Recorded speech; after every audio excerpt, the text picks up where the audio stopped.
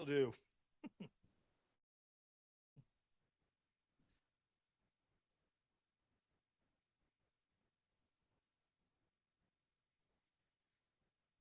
Oh, probably not. Sorry. I was reviewing my notes. Thanks for looking out for me.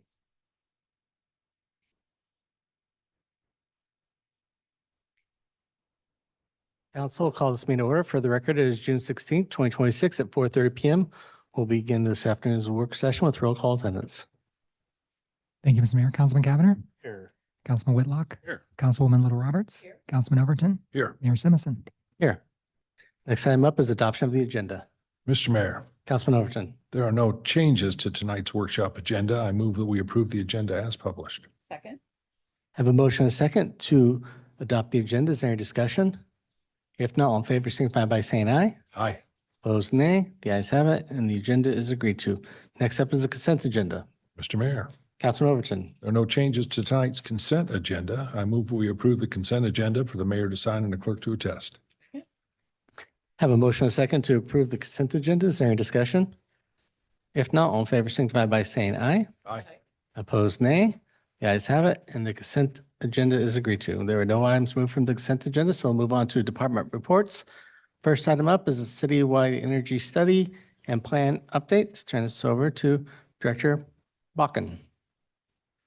All right, thank you. Public Works, we have a presentation that goes along with the speech. So we completed our city energy study, and I wanted to provide you with high-level updates about that and overview of the results and essentially recommendations for our next steps. So I think before we jump in, it's really important. The report highlighted this as well, but this isn't starting, Meridian isn't starting from scratch. We prioritize energy efficiency. Over the past, decade, we've built it into our city operations and the way we do business. So since 2008, when we completed or started our first energy efficiency study, we've actually reduced our per capita energy use. In spite of rapid system growth, that means we're making decisions that support energy levelizing rather than energy expansion. And we actually perform at or above average compared to peer or benchmark cities and utilities. However, I still think it's important to talk about energy as it accounts for a large ongoing cost for the city. So citywide energy utilization costs us nearly $3 million a year. So it's good to look for ways that we can get even better at our energy utilization. So a little bit of background, like I mentioned, we started our first energy study in 2008 and completed it in 2010. We've done other various plans and resolutions over the past few decades that continue to affirm the city's desire to be energy conscious. Just as a reminder, we received a federal grant to complete this study. And for the last year and a half-ish, I've been working through that. We have been working with our energy consultant, Straven Strategy Group, which is a local energy consultant. And I also want to give a lot of credit to Jason Korn. He is our environmental programs coordinator. He really shepherded this through this study through the process. And so as we developed this process or this study, it was important for us to have a plan that met our objectives with City of Meridian. And really for us, that was to be data-driven and to give us a clear roadmap for planning current and future projects.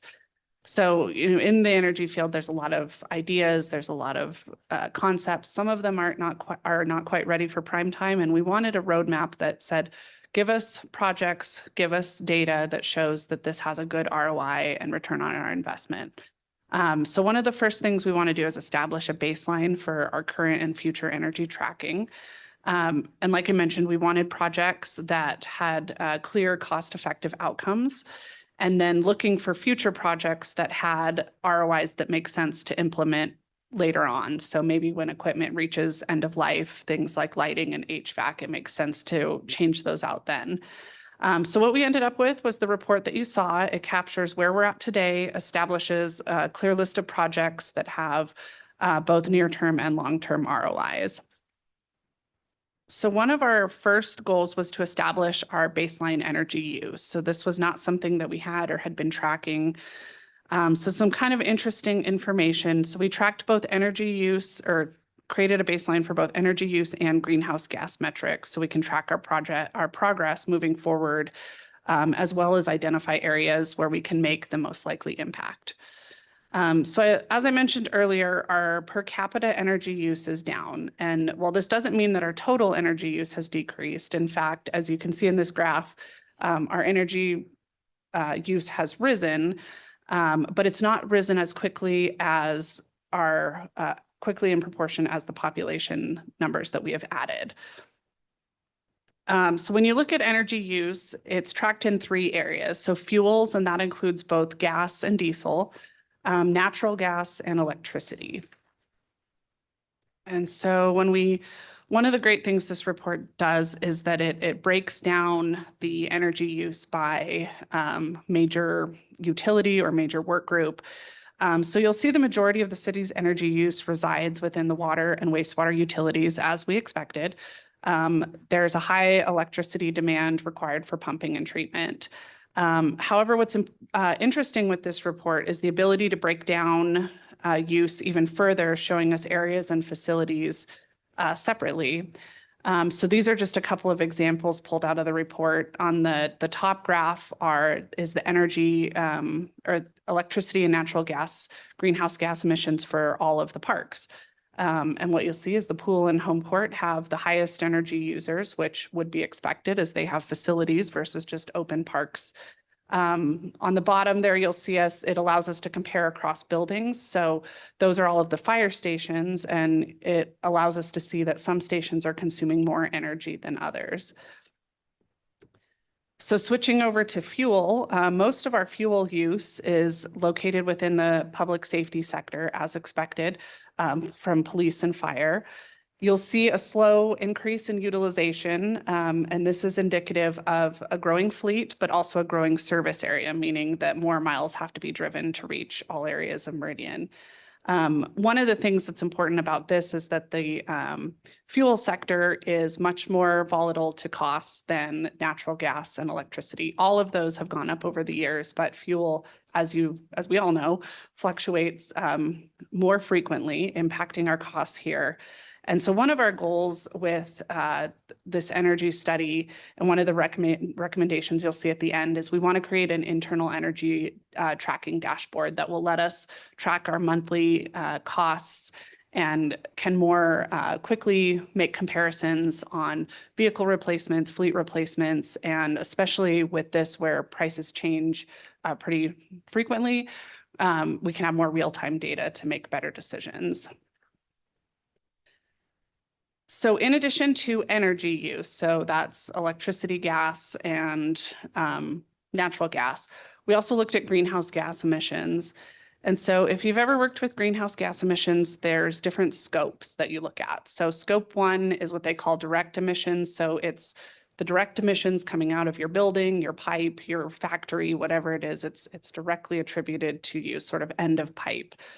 Scope 2 emissions are emissions that are generated from your purchase of electricity or energy. And scope 3 is all other emissions. And that really takes into things like the emissions that are created by your employees driving to work, or the energy that's used to make the paper towels and ship them to your facility that you then use. For this study, we just looked at scope 1 and scope 2. Getting into scope 3, as you can imagine, is a really in-depth process. From this, though, you can see that our greenhouse gas emissions are also decreasing. This is great news, but is in a large part, not necessarily because of anything that we're directly doing, but we can thank our partners at Idaho Power. So they have an initiative, a clean energy initiative, to have 100% clean energy by 2045. So as they achieve that goal, our scope 2 energy emissions also improve, which is great. So similarly to our energy use, the highest contributors to greenhouse gas emissions is our utilities. However, also noted about 30% of our emissions come from our fleet and our building heating. So the next thing that we did in the report is we took a deeper dive into some of our larger facilities to really help us understand operations and opportunities in these buildings. So we looked at 17 facilities across the city. And we looked at energy use and intensity, which essentially lets you compare energy use by square footage. So you're comparing like to like. We created heat maps, and then we also did physical walkthroughs and looked at equipment and conditions. So I'm not going to go over all 17 facilities, but I kind of want to show you an example of what kind of information came out of the report. So the first one is called heat mapping. And this is pretty interesting, I think. It looks at hourly energy use over a whole year. So the brighter color indicates higher energy use, and it quickly allows you to see trends and compare facilities. So the image on the top left is City Hall, and the image on the bottom is the police headquarters. So if you just do a quick look, you can see that a couple of things stand out. So police headquarters uses a lot more energy, which makes sense. They are a building that operates 24 hours a day compared to City Hall, which generally operates 8 to 5. It also helps us look at interesting anomalies, though. For example, you wouldn't expect a whole lot of energy use at City Hall in the evening. However, on this heat map, we're seeing something turn on at midnight and some power use extending well past our normal operating hours in the evening. So what that shows us is maybe we could do some fine tuning with our lighting and HVAC controls. What heat mapping can also do is help you compare buildings over time and against each other. So this top row here is an example of Fire Station 1 in 2022, 2023, and 2024. And so what you'll see is the power use has increased, indicating a higher usage for more hours of the day. The bottom row is Fire Station 6 in 2022, 2023, and 2024. So not only will you notice a higher energy use, but you'll also notice a different pattern of use from Fire Station number 1. So what this report doesn't do is tell you why that's happening, but what it does is it gives us these triggers where we can go out and look into this further and see if this is something. And it could be totally normal, explainable things, but it also could be things that we could change, like lighting and HVAC and maybe our operational behaviors. So our site visits were also interesting.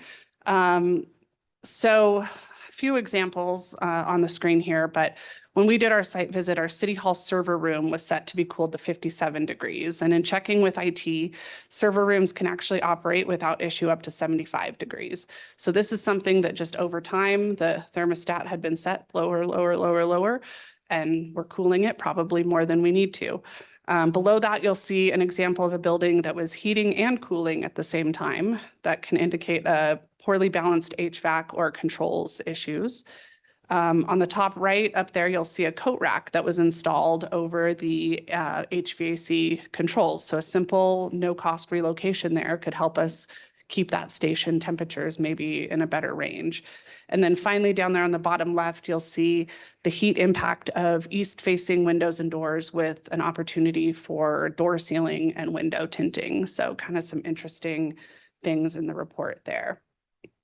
So our next step was evaluating potential energy saving projects. So one of our key metrics on the projects was it needed to have a positive ROI and be data-driven.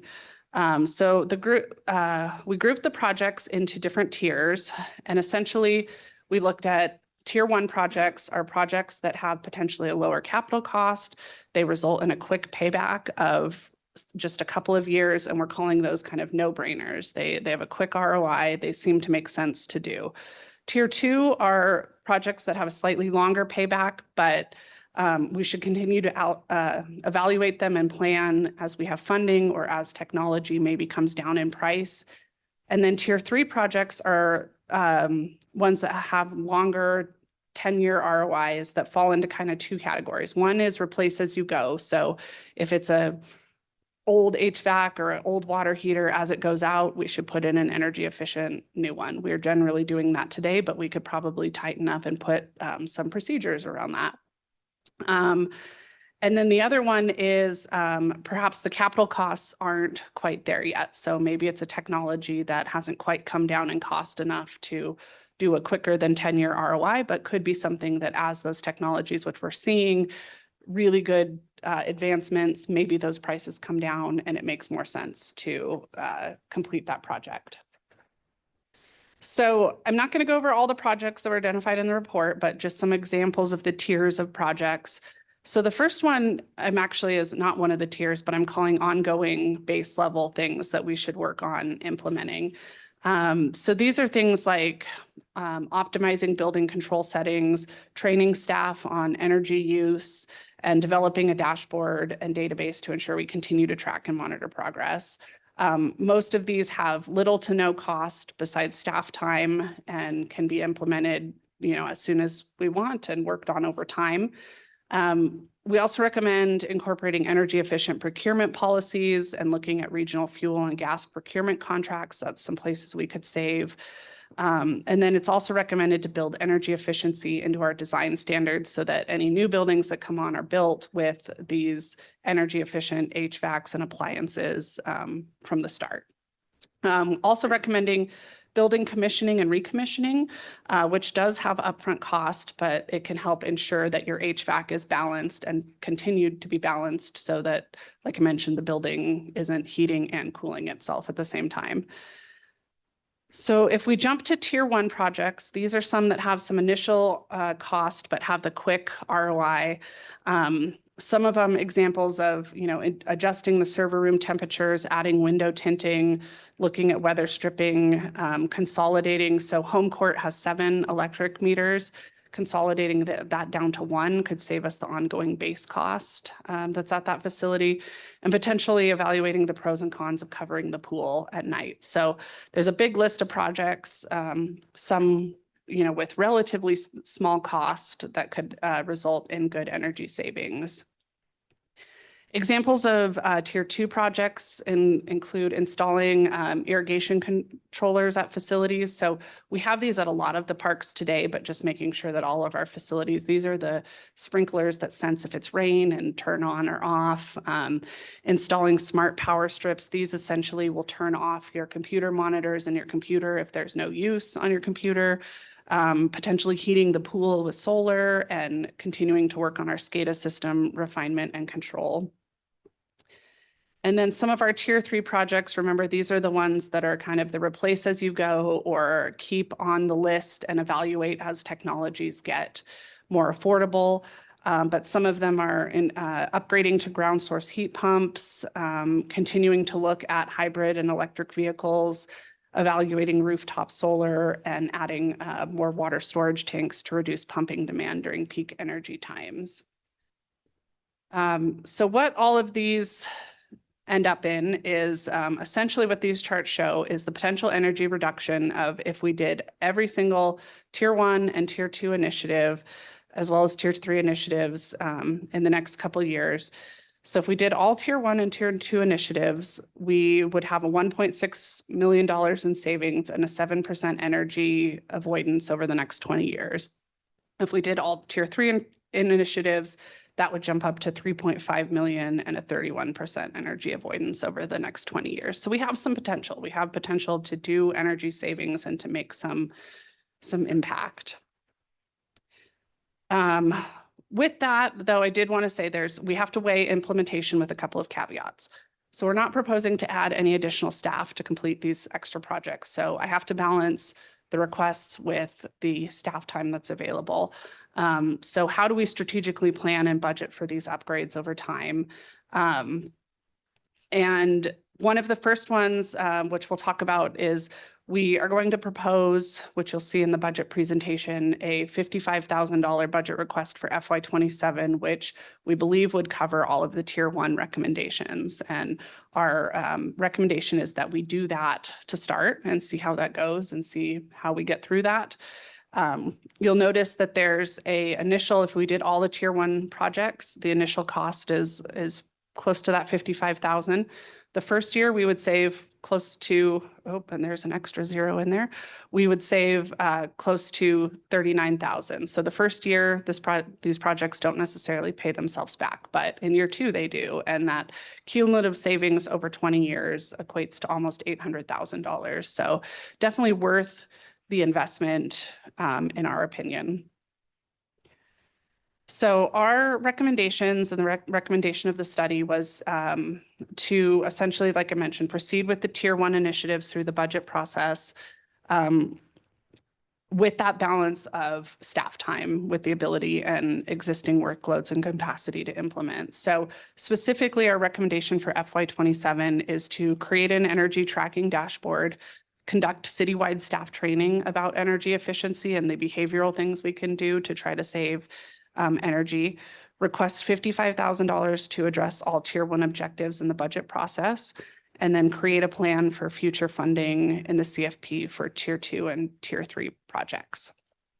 So with that, I will stand for any questions, comments. I'm definitely not the energy expert, so some of them may need additional follow-up, but we can definitely get that for you. Thank you, Lorelei. Council, any questions? Mr. Mayor. Councilman, Team, thanks Kevin. for the memo and the presentation. Can you go back to your slide that kind of showed the initial capital investment with the ongoing? Perfect. So when you look at the tier one projects, and I forget, I don't have my paperwork in front of me. Does the tier one projects include the streetlights that were flagged to the slide? Because I'm just curious if this is additional as to what's already planned or incorporating kind of what we're already doing. Great question. So streetlights, we left out. One of the recommendations was to continue with the streetlight program as is. It is not in that 53,000. So the budget does also include its 260,000 as our normal LED upgrade request. And with that, if we stay on track with our LED plan, we should have all streetlights upgraded to LED within 5 years. Mr. Mayor. quick Councilman follow-up. Cavanagh. What's for the 250-ish thousand investment in the streetlight upgrade? What is our annualized savings for doing those? Because we did, if let's say we got our budget that's coming up on Monday, our budget hearing, council agrees to continue to fund that at that same level. You build those lights. What is the city's future anticipated savings on an annual basis as a result of that? Do you know? I do not have that in front of me, but we can have it by Monday. Monday? Perfect. That's fine. That'll be helpful. Yeah, if I recall, those were 3-year cost savings back when those were originally done. So take that for a grain of salt on the cost of those ones, but And Mr. Mayor, I think you're kind of at least tracking with kind of where my line of thought is that has the technology continued to evolve that ROI comes sooner? Or is it still kind of what has been when we first started making these changes a number of years ago? And great question. We also are capacity limited on that. So my team can't put in more than that in a year. So Thanks. Mr. Mayor, Councilman Whitlock. on your last slide with those 4 steps, conduct citywide staff training. Give me some sense of the psychology behind how do we engage all of our employees in wanting to be a part of this and seeing the benefit of doing it? yeah, great question. So what I'm kind of envisioning for that is that I would give maybe something similar to this, little boiled down, but more facility specific. So going to each of the different departments areas and specifically sharing with them the highlights that came out of the report for, let's say, the police station, and say, hey, here's what the heat maps look like. Here's some of the suggestions. Because twofold, we want them to be on board with the changes that we're recommending, right? So we want them to see, here's why we're doing these things, and here's some of the things that we can maybe change by changing the thermostat or changing out the light settings and some of the small behavioral changes that could maybe help with that.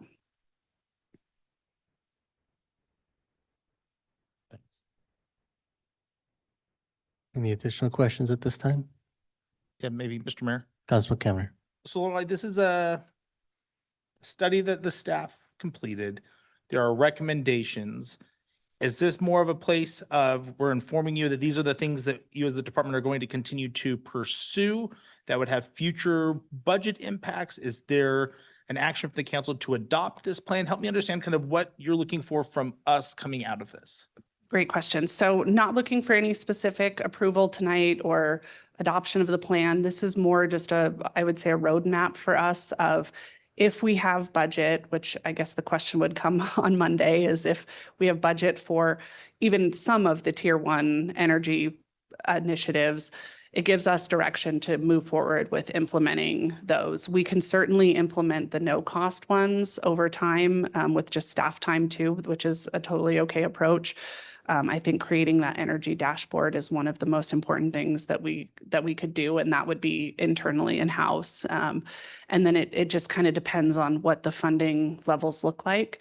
Kind of our thought was that we would want to focus on the ones that had quick ROI. With the longer term ones, they need more evaluation. They maybe need some technology to catch up, and we hold on those and bring them to you when they're maybe more ready.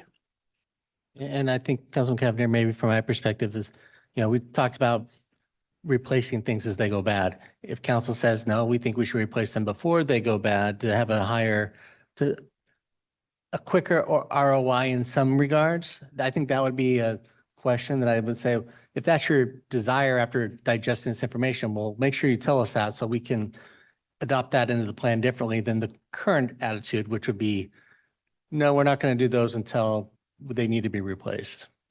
Mr. Mayor, I think again, that's a piece that I certainly weighed in on the report is certainly it's contemplated in that there's some things that we should be replacing outside of its life cycle. And I'm a little reluctant on some of those, but if there are really entrusting the department, if there are some things that the department really believes that we're going to see a strong benefit, there are some things in tier 2 and certainly in tier 3 that I'm somewhat suspect on the real ROI. So I would like to learn more about those kind of on a case by case basis, but certainly would want the department to feel empowered that if there are things that you felt we needed to move sooner on, I'm open to that conversation, just recognizing we're all well aware of the real budgetary challenges that we have. And for myself, looking at things that I've been a big cheerleader for in the past, like LED streetlights, maybe saying, I don't know if we've got the revenue to be able to do that at that same level right now. So I appreciate the presentation. Thank you very much. So you'll see some of this come back next week and some in that capacity. Okay. For the price you see up here. And yes, and next we'll move on to item 18, which is the 2026 City of Meridian Survey, which is being, Lorelei, you may want to stick around just in case. As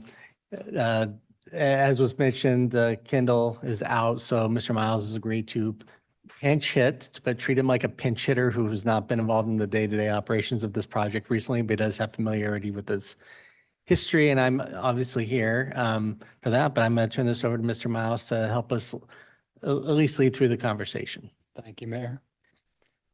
Good afternoon, Council. Mayor, as the mayor said, 2026 survey, we're in the process of rolling that out. I think today the intent really is to understand from you all, if you have any questions about the questions that are drafted currently, if you have additional questions, comments that you think are relevant for the survey, trying to understand your feedback as we begin to roll this out. As I understand, we're sort of in the process of, we've got the consultant on board, formats drafted up, ready to go, pending your input.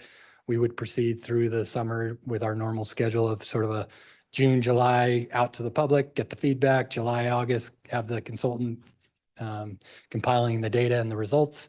And then no later than September, maybe even earlier, do the report out as we've done in past years. So really that's sort of our standard process that we've done for the last, I feel like since 2014, I've been involved since at least 2020. So it's the third one I've been involved in. Pretty straightforward, but want to hear from you if you've got questions, if you've got additional things that you want us to consider in this document that I hope is the current one I'm looking at. Anyway, I'll stop there and I'll leave it to you all to see if there's any additional feedback. And I'll just add in a few things, just, maybe what's different than the last survey. The public safety levy, obviously, the questions that were in that have come out. They've essentially been replaced on some stuff regarding composting program.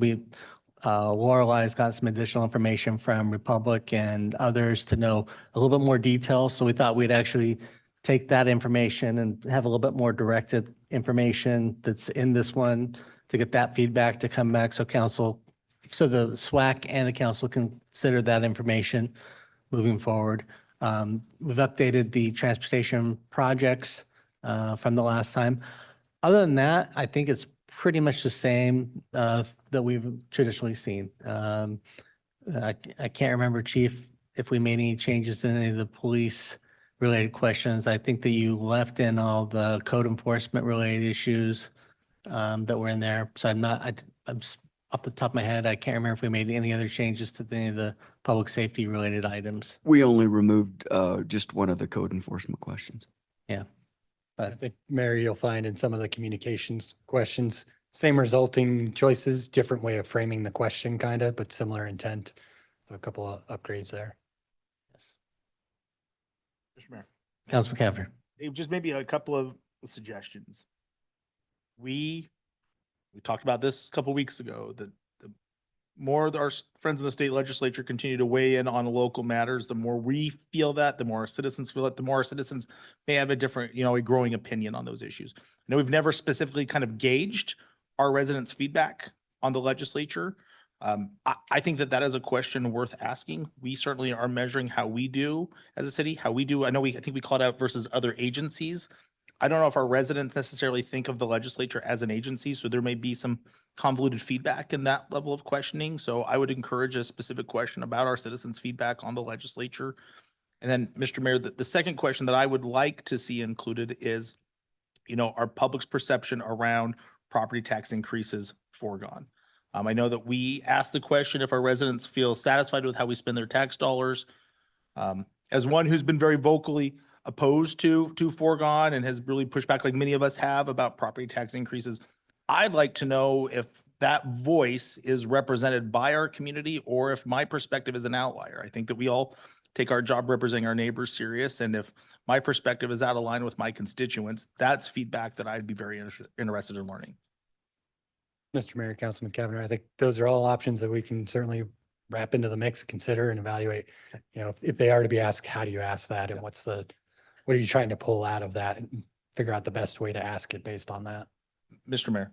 Councilman Cavanagh. And Dave, I think it's something that you in the past when you ran this survey, and I know our consultant helps with, is not trying to solicit a specific answer, but to really ask the question in a way that our citizens feel compelled to give a very authentic response. And I know I have great confidence you'd be able to do that. Mr. Mayor, Councilman Overton. I appreciate the fact that we're not just asking the same questions year after year, that we're mixing it up, adding ones that are more relevant for today than taking out the ones that we needed to gauge where we were at in the past. I agree with the concerns of Councilman Cavanagh. The concern I would have is how we craft that question correctly to elicit a response that's helpful. Yep. But that's probably my biggest concern in a question like that. I really want to know. I just don't know how to craft that one at this time. But I appreciate the work that's being done, and hopefully we can come up with a few of those questions that will elicit the information in a way that's useful for us moving forward as a city. Mr. Mayor, Councilman Overton, I'd be happy to pass that information along to the new project manager.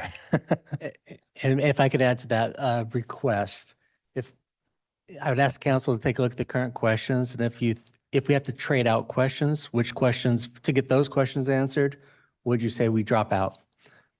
Because I know that we're going to get pushback from the consultant. They were already pushing against this for what we put in there for the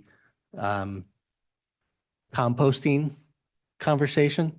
So for example, which transportation projects are they not as, if that question is not as relevant or important in terms of which ones, because of those, I would ask you, send Kendall a note saying you would be okay dropping these questions in exchange for those. Because that's really the main thing that I'm more, because, yes, we want to ask the right question, but we also want to have the survey answered and have the survey takers be able to do that appropriately.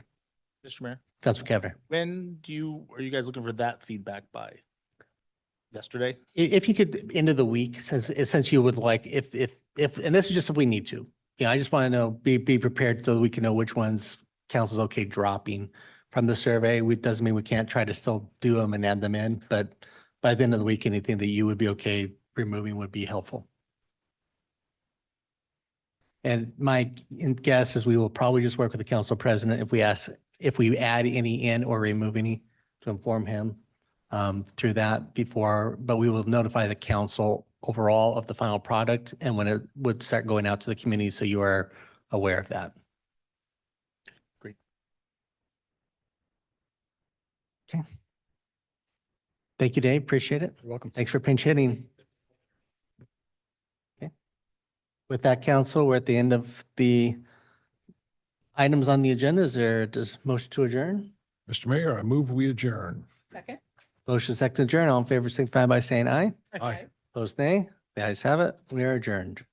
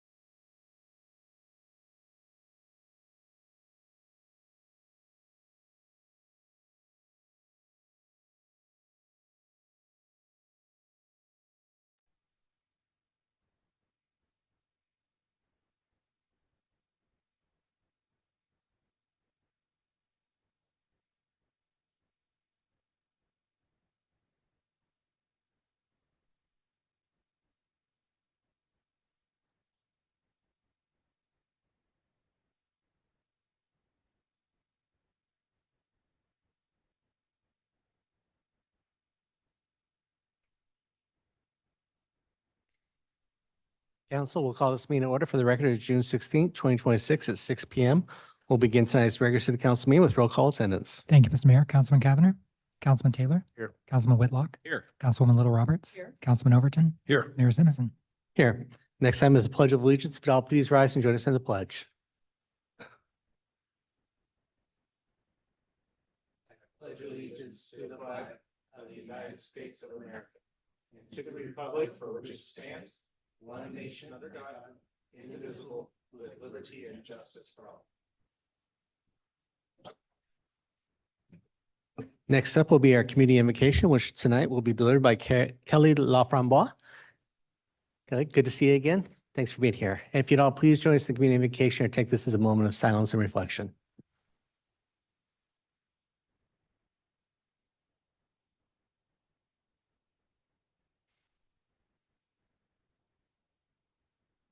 Thank you, Mr. Mayor and members of the council. It is a privilege and an honor to. It's a privilege and an honor to be able to open these proceedings with prayer, and I don't take that lightly. So tonight I'd like to read briefly from Proverbs 2:1-9. It says, "My son, if you receive my words and treasure my commands within you, so that you incline your ear to wisdom and apply your heart to understanding. Yes, if you cry out for discernment and lift up your voice for understanding, if you seek her as silver and search for her as hidden treasures, then you will understand the fear of the Lord and find knowledge of God. For the Lord gives wisdom. From his mouth comes knowledge and understanding. He stores up sound wisdom for the upright. He's a shield to those who walk uprightly. He guards the path of justice and preserves the way of his saints. Then you will understand righteousness and justice, equity, and every good path." Thank you, Lord, that you have given us access to your wisdom, to your understanding and your discernment, and to your knowledge. Through these gifts, you guide us to understanding justice and equity. Please grant to these men and women the guidance they need as they deal with the issues facing them this evening and throughout the coming months. Give them integrity and discernment to guide this great city. We ask these things in your name, Jesus. Amen. Amen. Thank you.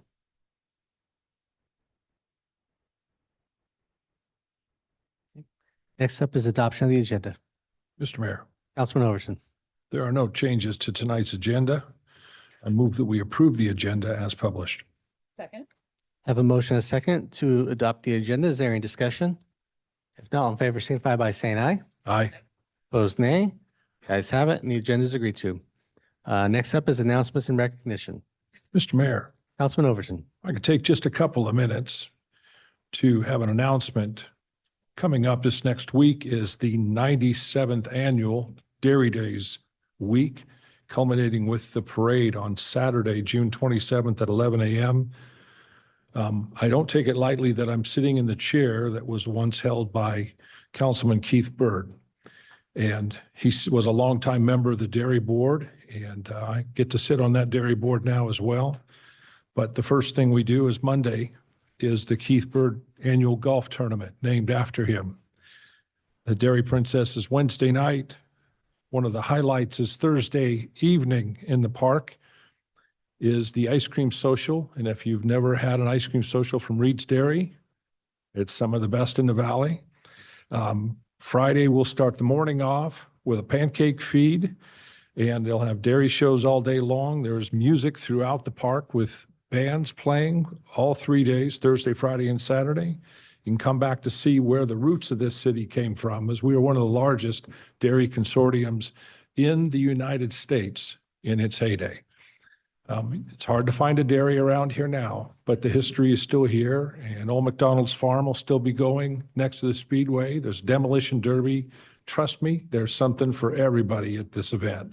There are some flyers, some big ones on the back table, and it is all over Instagram and Facebook too, if you just search for it. But I'd love to see everybody show up. The parade will usually have 75 to 100 floats. Usually by the time the first one finishes, the last one hasn't even got out on the street. And we'll all be out there. The weather's supposed to be really good. I'd love to see if everyone would get out and join us. Thank you, Mr. Mayor. Thank you. Council, anything else under announcements and recognition? Okay, then with that, Mr. Clerk, anyone signed up under public forum? Mr. Mayor, nobody signed up. Okay, then we will move right into our, Thanks. you have to sign up in advance, yeah. Next up will be our public hearing, which is continuing from April 14th, 2026 for Van Trust ZOA 2025-0002. We will continue this public hearing with staff comments. Good evening, Mayor, members of the council. So yes, this application was continued on April 14th, and the city council continued the subject applications and directed staff to prepare development agreement provisions, coordinate with ACHD and the developer to the adjacent property to the south regarding improvements to Black Cat Road, and provide updated language for the proposed flex space standards. So on May 15th, 2026, city staff provided the draft development agreement provisions and flex space code amendment to the applicant for their review. In addition, staff met with ACHD on April 23rd, 2026 to discuss potential improvements to Black Cat Road. Following that meeting, ACHD indicated that it would not pursue a cooperative development agreement for Black Cat Road improvements, citing higher priority projects, including improvements at the Venable intersection regarding the new community center and the extension of West Corporate Drive to West Waltman Lane. And those are highlighted right here. So additionally, staff also met or talked with the developer of the Black Cat Industrial Project, which is directly to the south across the canal. And he indicated his intent was to pursue a development agreement modification to their existing development agreement in the future. And this amendment would propose revising the square footage thresholds that would trigger required improvements to Black Cat Road. Additionally, staff is preparing an application to amend the future land use designations within the 10-mile interchange specific area plan. This proposed amendment is limited to the future land use map. Concurrently, staff is evaluating potential additional amendments to the 10-mile interchange specific area plan and related modifications to the comprehensive plan to better align with the direction provided by City Council. The initial flume amendment and application is anticipated to be presented to City Council later this year. And this is just a little highlight of the area that you guys will see some changes to later this year. And I will stand for any questions. You guys, here's the proposed flex space code change. It's also in your packet, and the development agreement provisions are on the next slide, which I can change to in a little bit. And I'll stand for questions. Thank you. Nick, council, any questions for staff? Mr. Mayor. Councilman Taylor. Nick, thank you. Just a quick question. With some of the changes that are actually shown on the screen here, did you pull these together based on feedback from council, your own kind of research? Just kind of want to know how you ended up with what we see in front of us tonight exactly. Mr. Mayor, Councilman Taylor, it's a great question. So yes, some of us from your guys' feedback wanting to provide some more flexibility for the development community. I was also taking some feedback from the development community on really what percentages, for one, it was to clean up the percentages, which we actually just went to more of a standard ratio across all zones that flex space is permitted in, which is that 10 to 30% of office and retail showroom. So any zoning district that allows for flex space is permitted will allow for 10 to 30% retail showroom across all districts. So it could be 90% warehousing and 10% office, and that's allowed in the CG zone as it would be in the IL zone. And that was based off of a lot of feedback we did get. Obviously, it's still a work in progress. I wouldn't say this is solves all of the issues that FlexSpace has, and we actually are evaluating that and having a workshop with you guys next week and meeting with more of the focus group to have maybe a more comprehensive change. But I think this is in the near term solution to some of the challenges that we were facing, as well as to what the applicant was asking for in their code change. I appreciate it. Just a follow-up, Mr. Mayor. Councilman Taylor. Yeah, thanks, Nick. Some of the feedback you got from the development community, was this some feedback that you'd had previously kind of on file? Did you go out and sort of have some more informal discussions? I know we didn't have any kind of formal outreach, at least I'm not aware of, but how did you collect some of this additional information from the time we had this last meeting till today to kind of inform that? Yeah, Mr. Mayor, Councilman Taylor, it's a great question. Yes, we did definitely pass feedback. This has been an ongoing thing. I wouldn't say this is new. FlexSpace has been I wouldn't say a challenge, but it's been trying to find the balance between where the office retail showroom should land in regards to the warehousing and in what zones. So it was definitely based off of previous feedback. I talked with a couple people that I deal with on a regular basis, including the Van Trust team, on what their thoughts were on it, and all of them were supportive of it generally. I did let them know that, we are going to have a larger change probably coming in the future that will maybe address more of their concerns, because a lot of the feedback we got was actually wanting less retail showroom and office, because most people aren't going to have 30% office, especially in the IL zoning. But today we actually got a request from another developer that wants maybe more flexibility to have 50% office, which was the first time I had heard that. So it is a little bit of a moving target that we're trying to find where that happy medium is, and we hope to accomplish that really in that workshop. But I think that this is a code change that satisfies kind of what the applicant was looking for, while also cleaning up the code in the near term, which, knowing that there will be a bigger change in the future, correct? Council, any further questions for staff on this item? Okay, would the applicant like to come forward?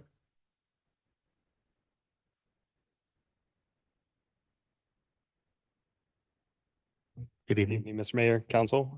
Chris McCluskey, address is 205 North, 400 West, Suite 100, Salt Lake City, 84117. Want to start by saying thank you for the time this evening and echoing Nick's comments a little bit on the UDC. That was one of the conversations we had quite a bit of discussion on last time when we were here for a council meeting.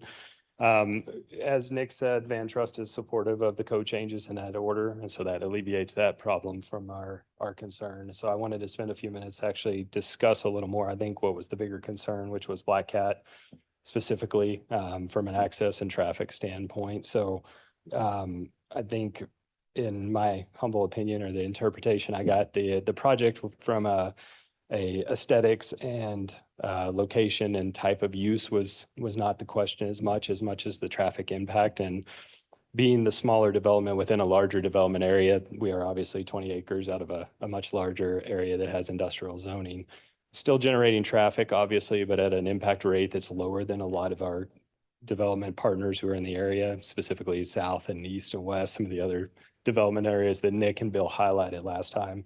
So working through that, obviously, our impact isn't the one that's going to necessarily change the level of service from, say, a C to a D, but we do understand that there is a obvious impact once we do complete the development. So we've tried, at both council and staff's recommendation, to try to discuss with the adjacent developers opportunities for us to help in some way to alleviate the problem. Obviously, ACHD coming forward with no development cooperative agreements was kind of a little bit of a hiccup, not giving us an opportunity to provide additional infrastructure improvements, which was tough as we were trying to find solutions to move forward. So in that vein, though, we did reach out, obviously had some great conversations with our development partners, the South, Black Cat, and Sawtooth. There are opportunities for us to partner with them in the long run if the improvements that they're required versus their development agreement come forward. We're willing to offer some contributions of capital to be able to facilitate that. Obviously, being a smaller development, that's not a large amount, but we are willing to contribute up to $200,000 to help for infrastructure improvements.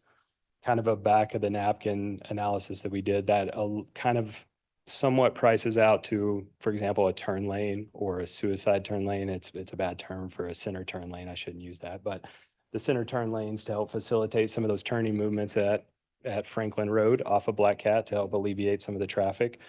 So that was one of the things that we were trying to do to help alleviate some of those concerns. Obviously, the right timing is kind of the question on this. And, from a land seller's perspective, obviously the families, you're probably going to hear from them later. I believe they're going to speak on the open forum, but this is an opportunity for them to exit generational assets that they've held for a long time in the families.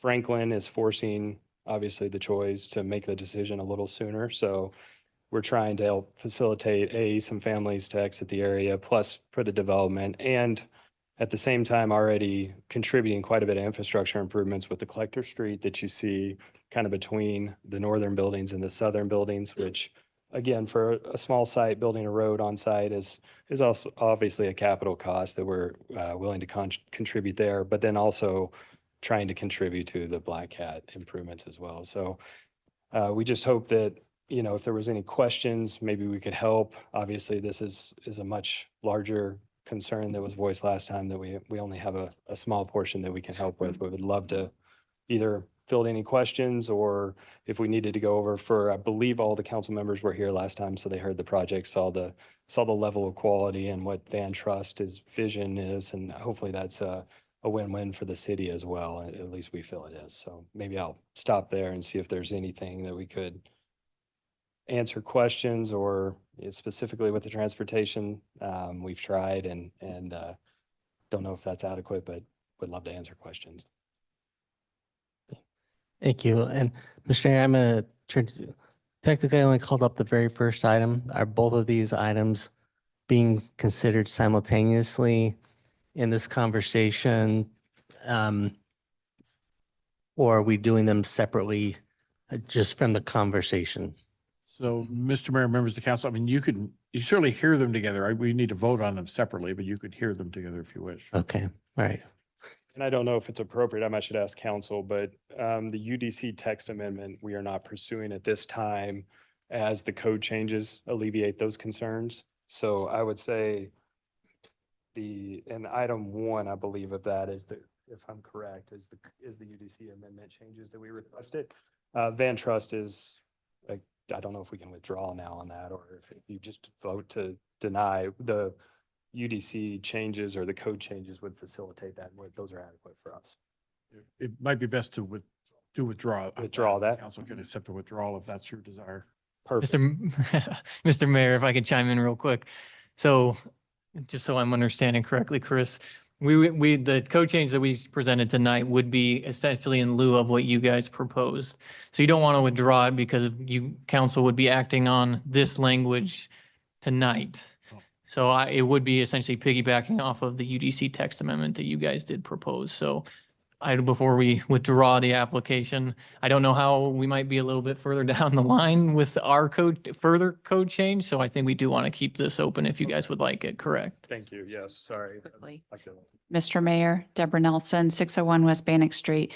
Just to clarify, with that understanding, that's great. Yes, thank you. We will keep the application active. If the council is amenable to accept the staff's proposed language to what the code change would be, then yes, we are in agreement with that remaining. Sorry, Mayor. Council. Any other questions? Or? Council, any additional questions? And I guess, Nick, did you still have plans to do further on the application overall, or not necessarily? Item 2, are you going to do any more of a staff update on item 2? Mr. Mayor, no, I was not planning on it. It was just the annexation of the property with IL zoning. If you guys would like, I can go into some more detail. Okay. Council, do you feel like you need any more on the overall project? Okay, just want to make sure everyone's on the same page, that we are how items 1 and 2 open before us for consideration, conversation, questions to the staff and the applicant at this time. Do any additional questions to the applicant at this time? Okay, thank you. Appreciate it. Thank you, Mayor. Thank you, council. Mr. Clerk, we have anyone sent to provide testimony? Mr. Mayor, nobody marked they wanted to speak. I'm sorry? Nobody marked they wanted to speak. Okay, is there anybody present that would like to provide testimony on this item, either in the room? If you're, go ahead and come on up if you would like to provide testimony. And if you're online and you'd like to provide any comments or questions, testimony, please use the raise your hand feature. If you can state your name and address for the record, you'll be recognized for 3 minutes. Hello, my name is Gina Thruston and my address is 496 East Amali Court in Meridian. And we own the property at issue in this application at 5201 West Franklin Road. And we're here to speak again in support of this project. Since the April meeting, we believe V-Tree has actively worked to address your concerns. We kindly request your approval so they can move forward with this project without further delay. I'll mention again that the growth in this area over the past number of years has made farming more difficult. Meanwhile, road widening to accommodate that growth has taken more and more of our land. They took some in 2017 from my father-in-law, and they just now are taking some in 2026. The proposed light industrial project by Vitri is the right choice for this site. It creates a true win-win for our community. By bringing jobs closer to residents, this project helps fulfill the city's goal of allowing people to live where they work. Although coordination among competitors with adjoining properties is atypical, I believe Vitri and Sawtooth have initiated discussions concerning the Black Cat Road widening, which is a very positive sign. Furthermore, Vitri's proposed acquisition of both properties creates a clear path for the development of the Collector Road. Without Vitri's site consolidation, acquiring both parcels is highly unlikely for another developer. This would severely delay the road project, and it would then ultimately limit future access to our property. We respectfully request your approval this evening, which will allow our families to successfully move forward to our next chapter. Thank you. Thank you. Council, any questions? Appreciate it. Thank you. Is there anybody else that'd like to provide testimony on this item?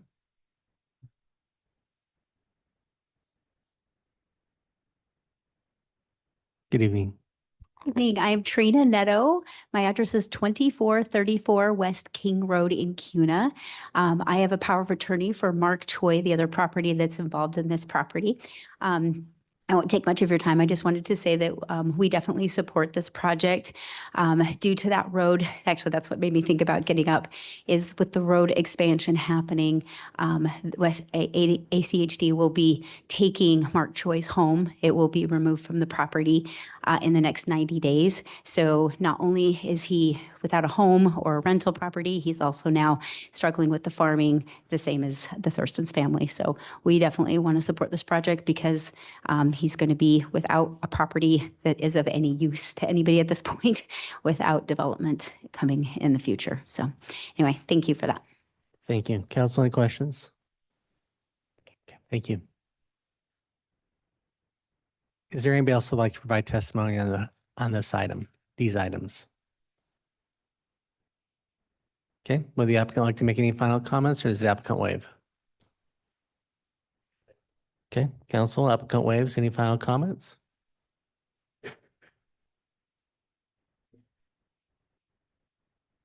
Mr. Mayor, Councilman Overton. if there's no more comments, I move that we close the public hearing on ZOA 2025-0002. Second.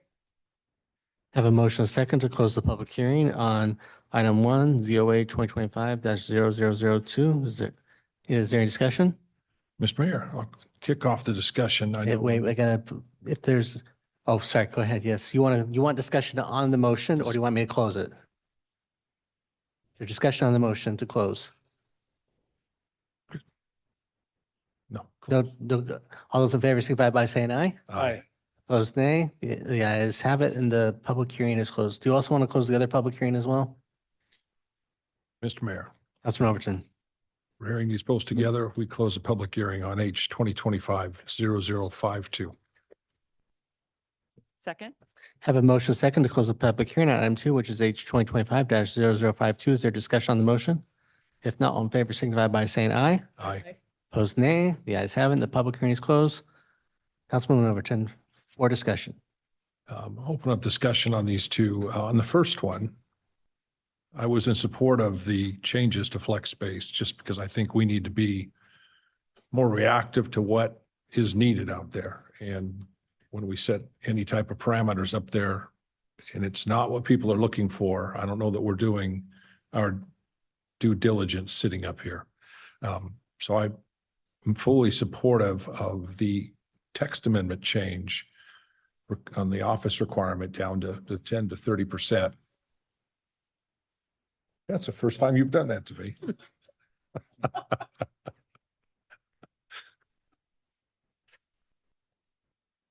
A new program we're implementing. You'll get used to it. There you go. When it comes to the approval of the application, I initially was pretty concerned about the traffic concerns that we are going to have in that area, and I'm still concerned about them. But I think we get into a position where there's so much other property that's already been approved. And this will provide one of those roadway segments within it that will help with traffic getting in and out of this project, as well as other projects. Normally we hear from the public that can't believe that we're developing all this farmland that used to be farms when I was a kid. But to hear the testimony in this case, we're hearing from landowners who can no longer farm that land, that know that the best move forward with that land is to sell it and have it developed into what its next stage of life is. And it's important. I don't think that message gets out enough to any media people that are sitting in the room. I don't think that message gets out enough to folks about exactly how some of these decisions come about to develop some of the land that we all grew up watching as farms when we were kids. So I appreciate your comments. It means a lot to hear you say that. I don't think that this one project is going to be that big of an impact on traffic in this area. It's going to have an impact, absolutely. But I don't think this one is the one that's the straw that broke the camel's back. I think we're going to have to work with ACHD in the future, as we always do, and continue to push for improvements in this area so we can move traffic as quickly as we can. The city is full of roadway projects that have really high priorities. And we continually try to work in this area, especially on the north side of the intersection of Franklin and Black Cat. But I'll be in support of both of these projects, or both of these items tonight. Mr. Mayor. Councilman Cowner.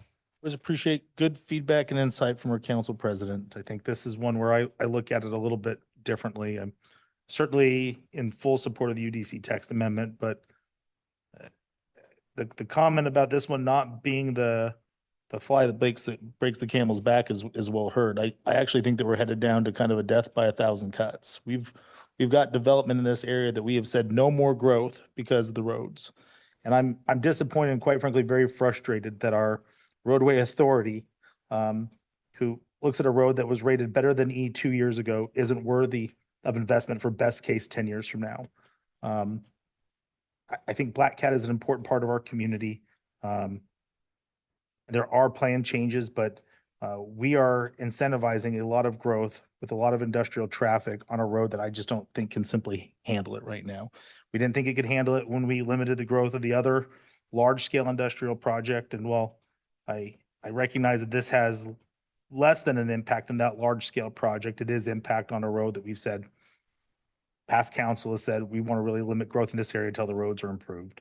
I'm disappointed and very frustrated. I'll be voting no towards this annexation tonight, and wish that our agency partner understood the value and the impact of not acting on Black Cat means for Meridian moving forward.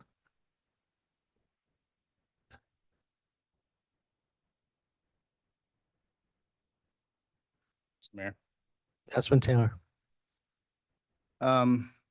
Initially, the thing that bothered me the most was making changes to our code on flex space, kind of in light of an application, but really like where we've ended up. We've obviously had a few discussions about flex space since then on some other applications, and I like where we're going, and I think appreciate the fact that we're very soon going to be having a broader discussion about how to handle this. But the 10 to 30%, that sort of, I think that's the right spot. So that all, my concerns with that have been satisfied. I like where we are going with that, and it seems like that's the direction we're going to go, probably broadly speaking, as we try to put a finer point on things.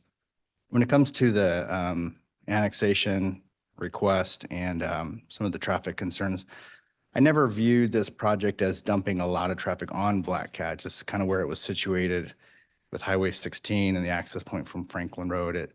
I didn't feel it was fair to hold this application sort of subject to some of those requirements that were put onto some of the properties on Black Cat from previous council decisions in years past. So I think this is a really good project. I think the way we kind of pulled together some a few different parcels for kind of a nice coordinated development. I think works well. I think I see it as a nice transition from the properties to the east and then to what will likely be more of an industrial park to the west. I think this is a kind of a nice transition into that. And this, I think it's a good area. This is kind of where we want this stuff, right along a freeway. You know, we're not going to put a bunch of single family homes right next to the freeway. These are the types of things that we want. And I think this is attractive from some of the drawings that we've had. So I'm going to support both of these tonight. I think where we started to where we've ended up, I'm happy. The last thing I'll say is I do really appreciate the applicant's willingness to enter into discussions with people in the area and being willing to put up money to fix the problem goes a long way towards helping us out. I don't like it when applicants just view their little universe in their application as sort of an island in and of itself. I like how there's an understanding that it's all interconnected and not being required, but being willing to put up some capital to kind of fix those problems. I think helps us when we have conversations with ACHD and with others to say, look, we're going to bring some money to the table. We're going to try to fix this and we need to fix this. So I'll be supporting both of these tonight.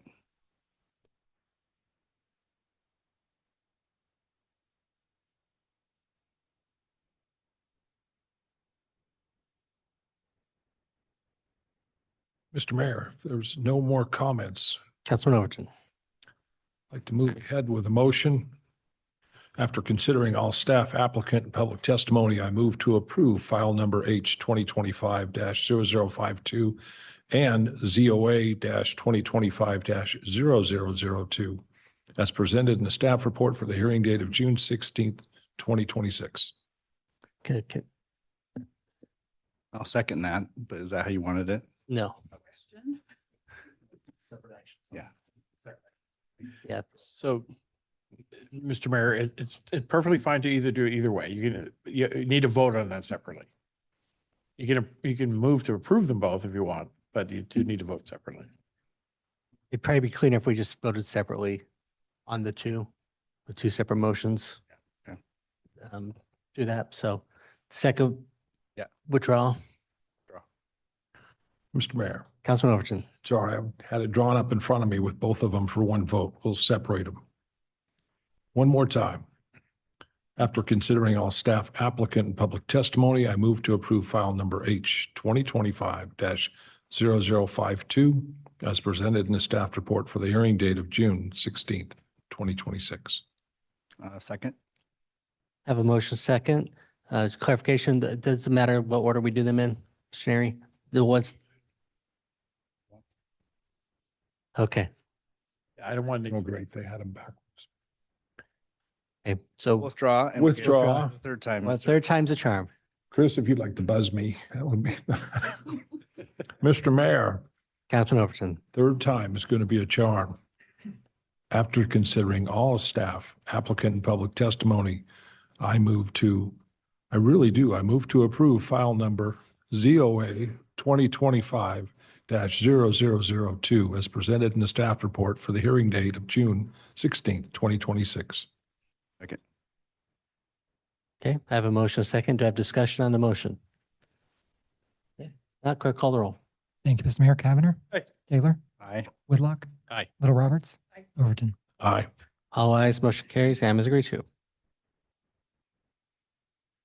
Mr. Mayor, Councilman Overton. after considering all staff, applicant, and public testimony, I move to approve file number H 2025-0052 as presented in the staff report for the hearing date of June 16th, 2026. Second. Have a motion and a second to approve item 2, H 2025-0052. Is there discussion? If not, clerk, call the roll. Thank you, Mr. Mayor. Cavanagh. No. Taylor. Aye. Whitlock. Aye. Little Roberts. Overton. Aye. 4 ayes, 1 nay, and the item is agreed to. Okay, thank you. Good luck. And look forward to working with your partners to make sure we get as many improvements out there as we can for that road network. So with that, we'll move on to item 3, which is a public hearing continued for May 19th for Syringa Crossing Mixed Use Development, H 2025-0007. We will continue this public hearing with staff comments. Thank you, Mr. Mayor, members of the council. The next application before you is Syringa Crossing. They have a request in for an annexation and zoning, preliminary plat, and a conditional use permit. The annexation portion of this site consists of approximately 62 acres of land, including right-of-way to the section line of adjacent roadways. It's currently zoned RUT and LO in Ada County, and it's generally located at the northwest corner and southwest corners of West Amity Road and South Meridian Road, State Highway 69. The comprehensive plan future land use map designation is mixed-use community. The applicant submitted revised plans after the commission hearing as outlined in the memo from staff to the mayor and council dated June 9th to address items discussed during the commission hearing that contributed to the commission's recommendation of denial. Staff's presentation will include the amended application information, and the presentation slides will show the original versus revised development plans. The applicant will cover the proposed changes in more detail in their presentation. The applicant is requesting annexation of 62.44 acres of land with R15 zoning, which is 9.73 acres, R40 zoning, which is 16.58 acres, and LO zoning, which is 5.33 acres, CN zoning, which is 2.07 acres, and CC zoning, which is 28.73 acres. A conceptual development plan was submitted with the annexation application as shown that depicts how the site is proposed to develop. The northwest corner is shown there on the left, and the southwest corner is shown there on the right. At the northwest corner of the annexation area, a multifamily development is proposed consisting of 98 garden-style apartment units, 3 units fewer than before, at a gross density of approximately 10 units per acre, 37,000 square feet of office uses, which is 16,000 square feet more than before, a 63,000 square foot grocery store, which is 2,000 smaller than originally proposed, with retail shops, restaurants, and a bank, totaling 117,600 square feet of commercial space overall. And that is 10,000 square feet more than the previous plan.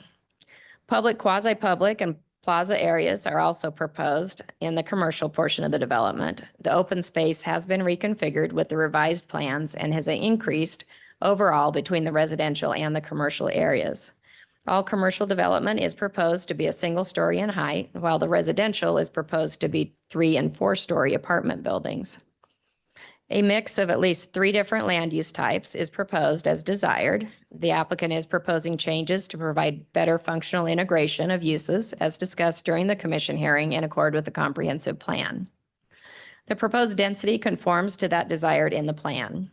Community serving facilities such as hospitals, clinics, churches, schools, civic buildings, or public safety facilities are not provided, which does increase service and transportation network impacts.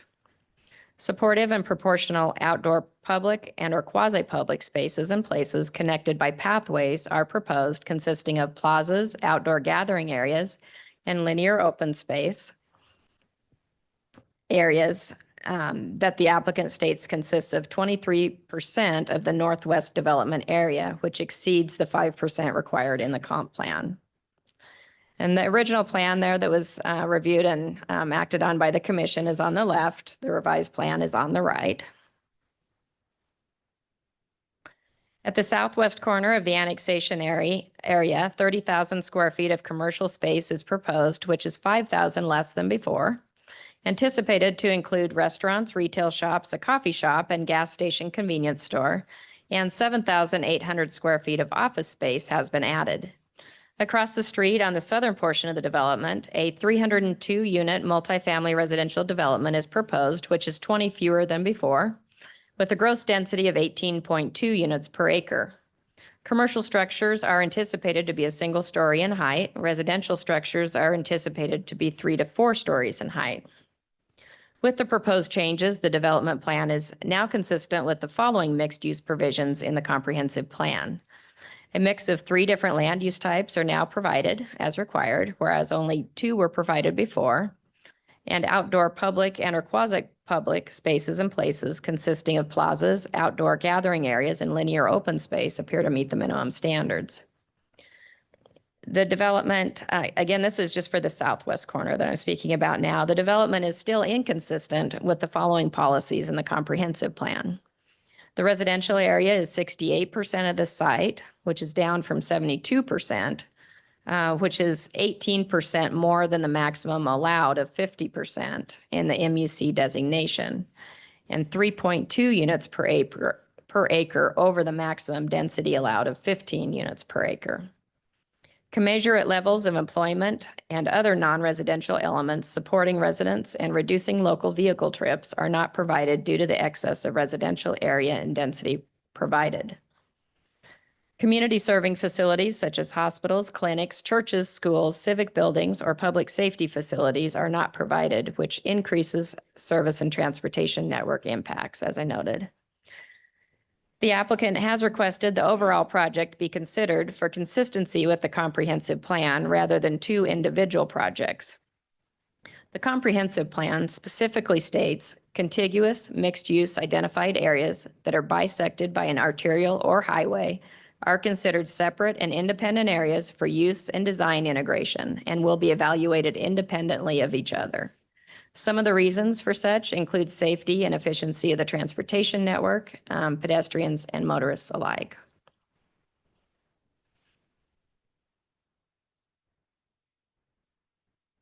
An overall pedestrian plan was submitted for the annexation area as shown that shows 10-foot wide pedestrian walkways in blue. So the original plan again is on the left, the revised plan is on the right. And 5-foot to 7-foot wide sidewalk shown in pink, providing connectivity along streets, through parking areas, public, quasi-public, commercial, and residential areas.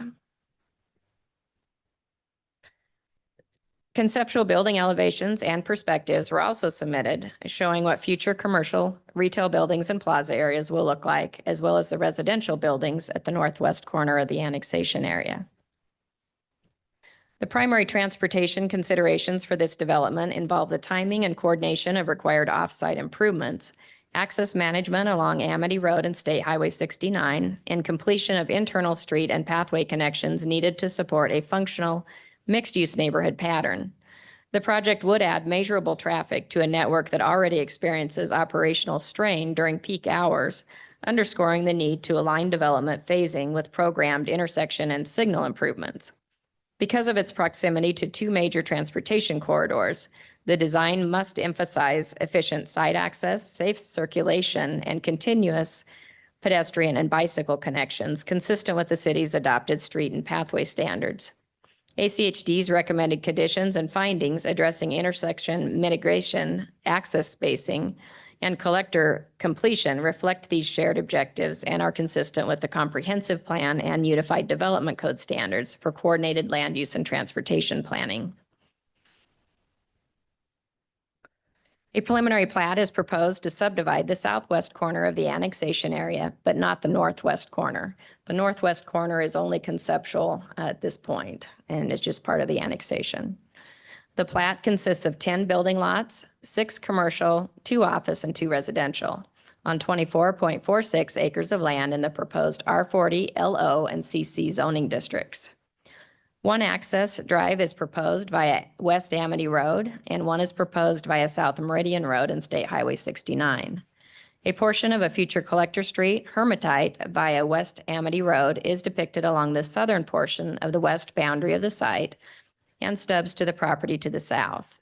The portion that connects to Amity Road is off-site on the adjacent property to the west and is not proposed to be constructed with this development. We do have a application that'll be coming before you soon, Story Rock subdivision, that is the property directly to the west, which would complete this road section if both projects are approved.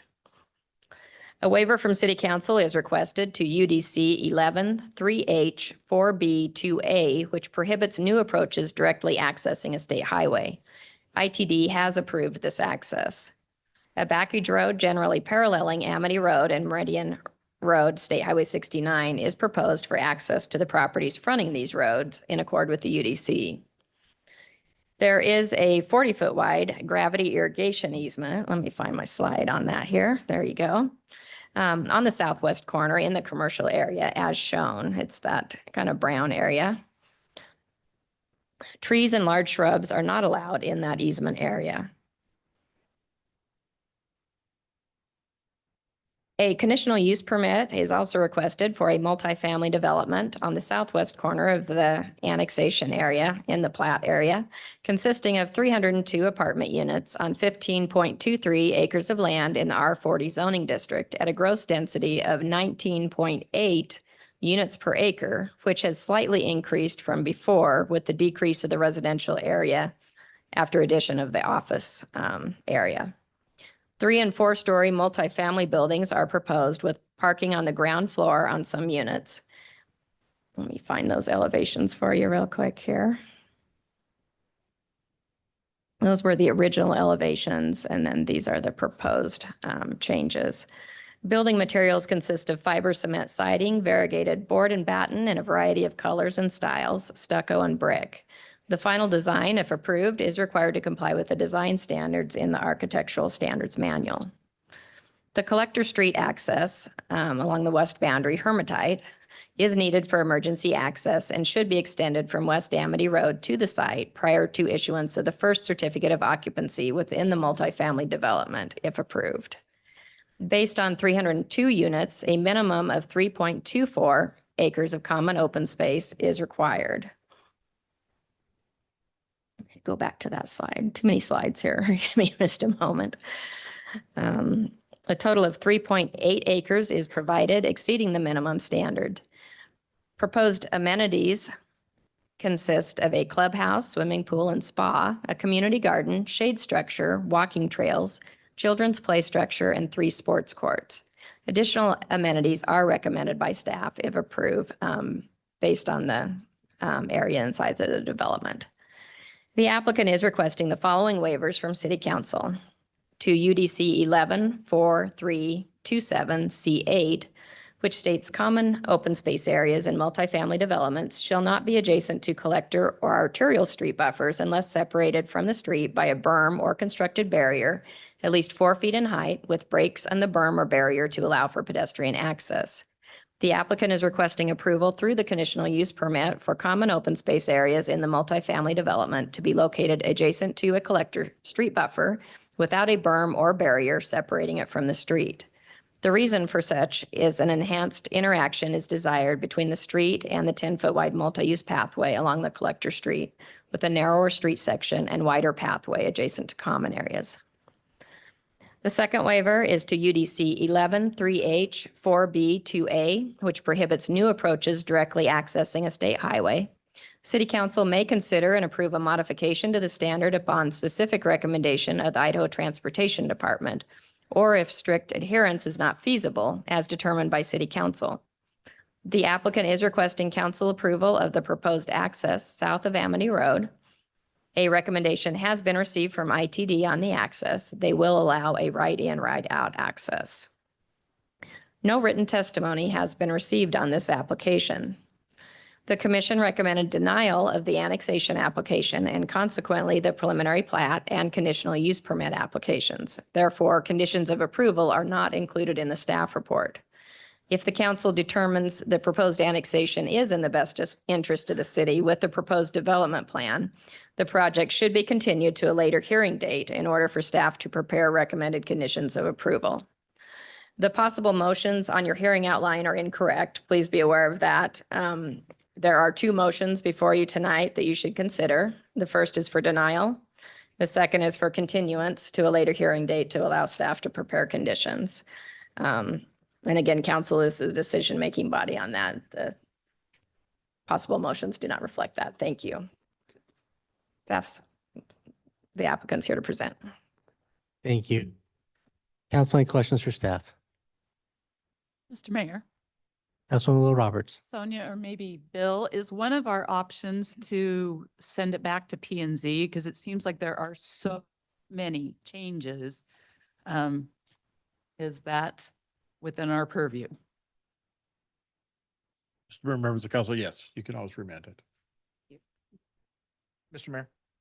Councilman Cavanagh. So kind of along Councilmember Little Roberts' question, could the applicant have, after the planning and zoning denial, after they provided updates and changes, request to be sent back to planning and zoning?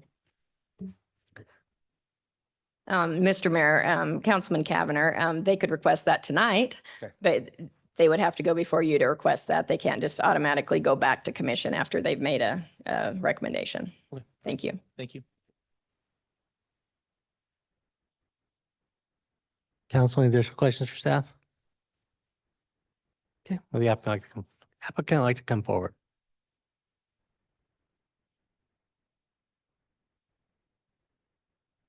Thank you, Mr. Mayor, council members. My name's Ethan Mansfield with Hawkins Companies, 855 West Broad Street, Boise, Idaho, 83702. Sonia, would you mind firing up my PowerPoint presentation, please? Thanks. I would love to present our new project this evening for your consideration. Obviously, I'd love a recommendation of approval. If you feel that after you ask questions of me, you still need more information, I think that's appropriate to send it back to the Planning and Zoning Commission. However, I would love an opportunity to answer any of your questions about this proposal prior to that time, because I think I have the answers. Thanks, Sonia. Is there any way we could pull up the PowerPoint presentation, or I don't really love working in the PDF. It makes it a little difficult, but if that's all we got, okay, no worries.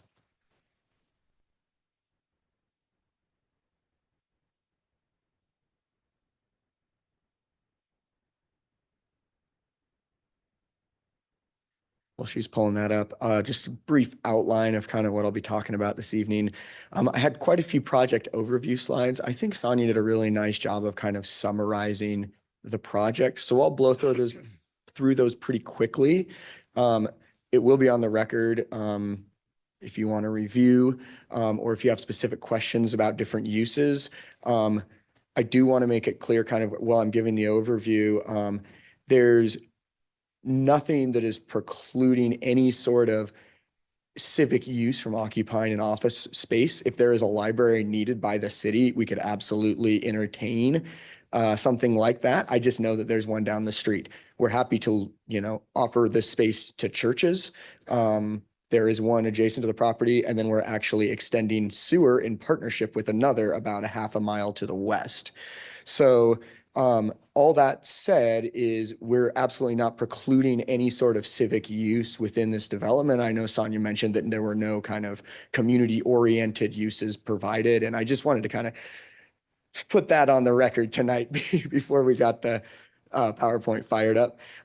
This is fine, Sonia. We can use it. That's okay. No worries. And with that, as Sonia mentioned, it's an annexation zoning and development agreement on the northwest and southwest corners. The CU pre and preliminary plat is on the southwest corner only. The genesis of that is a pre-app with the city of Meridian. We went in with only the northwest corner. We went in with 284 residential units, 130,000 square feet of commercial. We were asked by the city to come back with both the northwest and the southwest corners as a single kind of more cohesive development under a development agreement. And this is from the comprehensive plan in the orange here. Mixed use projects are to be developed with an overall master or conceptual plan for the larger mixed use area. This is, a 56 acre area. This is the larger mixed use area. And a development agreement will typically be required for the area with the future land use designation of community. So with that, I'll kind of skip the overview for the big both sides. And I just want to kind of talk a little bit. Here's kind of the overview in one slide. So we've got up to 400 multifamily units. That's 23 fewer than the last plan. We've more than doubled, nearly doubled, almost 100% more office space, dedicated office space. That's 45,000 square feet of office, almost 150,000 square feet of food, retail, personal services, other commercial services, shops, bank, gas station. That's an increase of 10,000 square feet. Overall, we have 9.9 acres. That's 18% of the site is quasi-public open space. That's a civic use per the comprehensive plan. This excludes multifamily common open space. So just as you're thinking about that, right, none of that 18% includes anything within our CUP.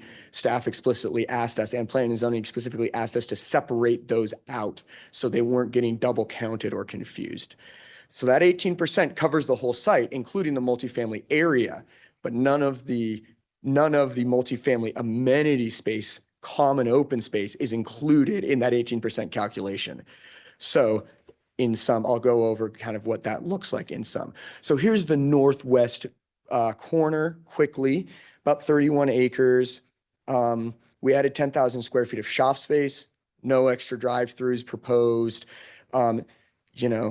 Additional office space, so 37,000 total on this corner. You can see the new layout kind of opens it up more between the multifamily and the commercial areas.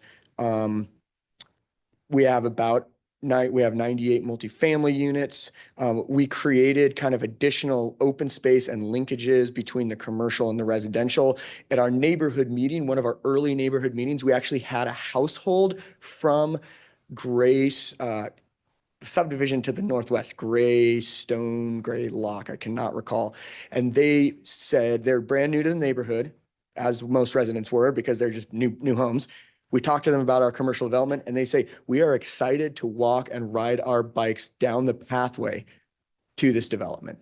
So in my mind, that's exactly what this sort of development should be doing. And I think, given those comments, that's a win. The plan for the southwest corner calls for 25 acres, calls for 30,000 square feet of commercial space. We've added 8,000 square feet of office uses. Notably, your net density over the residential area doesn't change when you reduce the size of the residential area, right? It's like with math, like you can reduce the units of the residential area, but if you reduce the size of the residential area too, your net density stays the same. So we could keep chipping away at the size of this residential area and never change the net density. So that's just something to consider when you're, thinking through the math equations in your head. We made room for more office at the expense of residential units. And that's kind of the thing that should be remembered here. On this side, 2.8 acres of quasi-public open spaces provided. That's 11.4 of total acreage. And that's only the area that is not included in the CUP space. So in other words, an additional 3.3 acres of common open spaces provided. That's 21% of the acreage in orange. So within this orange area, 21% is common open space per the CUP. So overall, well, I guess I didn't add that in. Overall, 6.1 acres of open space, quasi-open space, clubhouse area, park area, 6.1 acres. That's 1 in every 4 square feet is a common open space amenity. So I think it's safe to say it has adequate open space. That's, a quarter of all the space is open space. Here is how we propose to integrate the uses. I think it's a relatively robust network of pathways. Something I'll talk about in a moment is the connection of that future roadway that is planned to be constructed with a STARS agreement that we're working through with ITD right now. And I'll talk about the STARS agreement in a second. I think it's very unique, and it's important to understand why the site's laid out the way it is in relation to the STARS agreement. I'll say a little bit more about connectivity.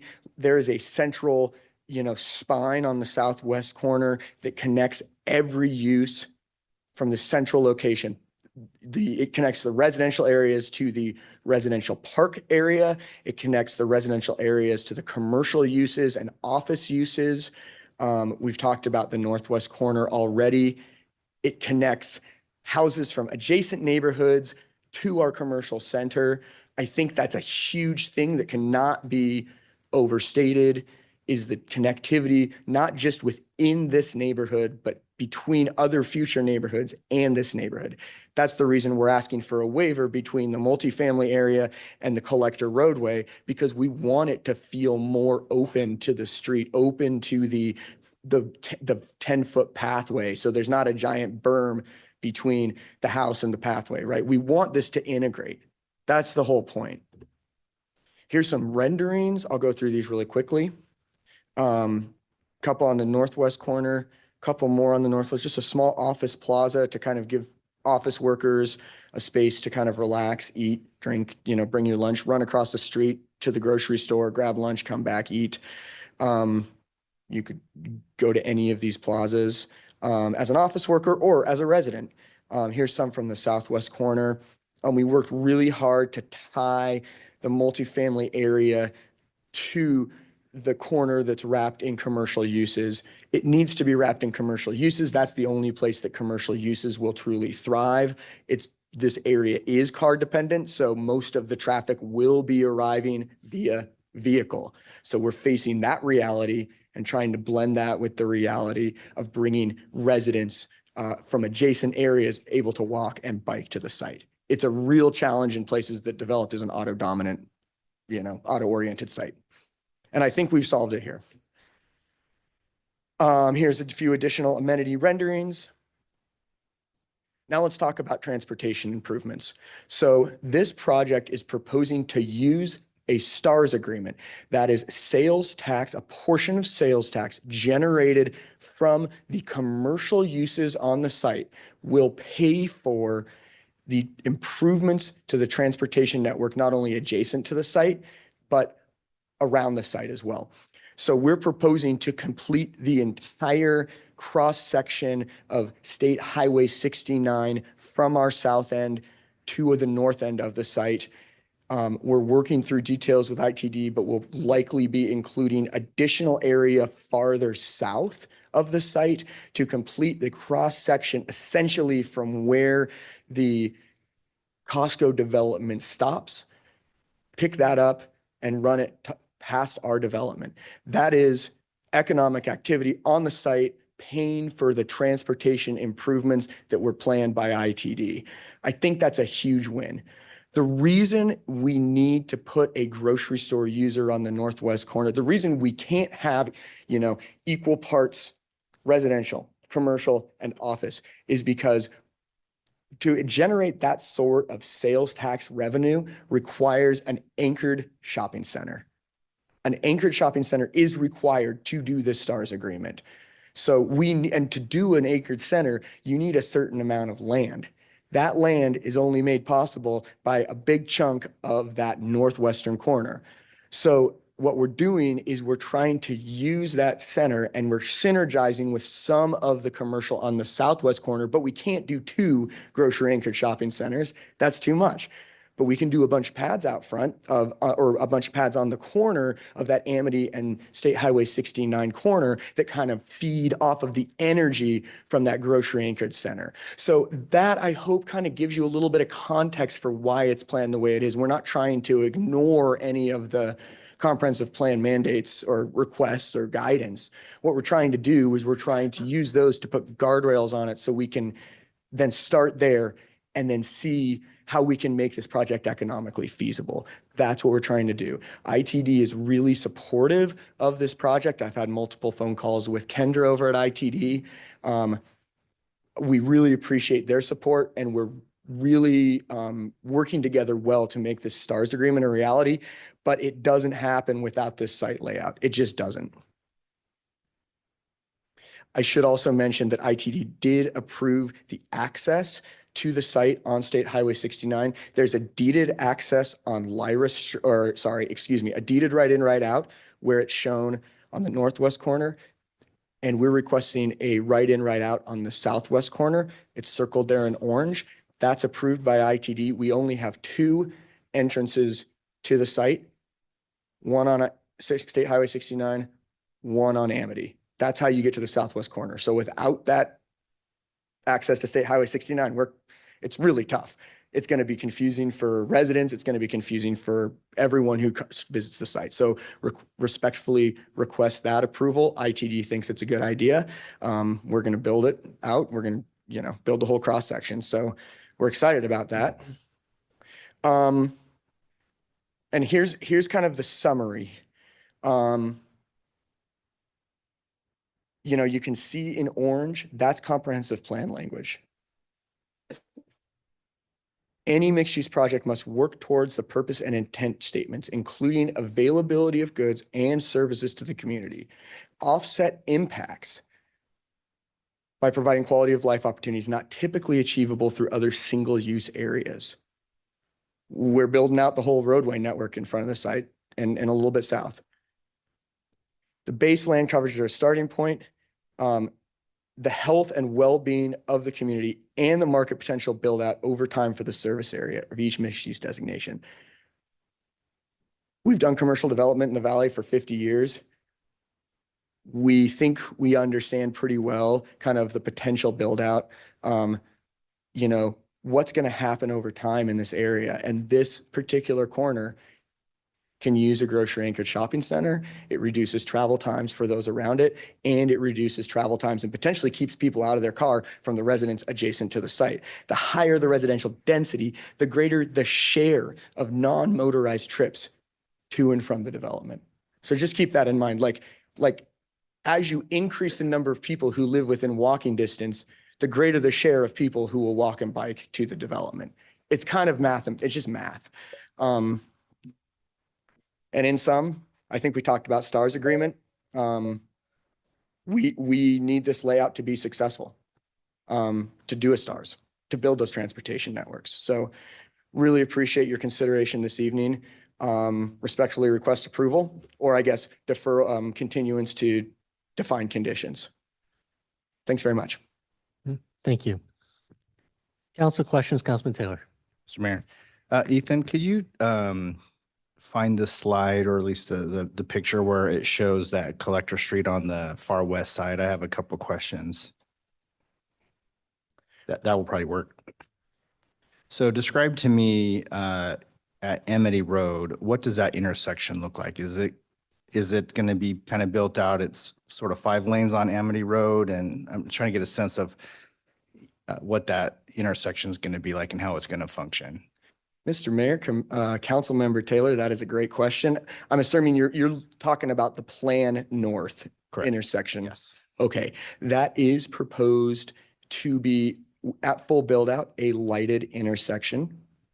It will have 2 lanes, one in either direction on Hermitite South, 2 lanes, one on either direction on Hermitite North. It may, I believe there's actually maybe some turn lanes in there, like maybe single turn lane, left turn lanes.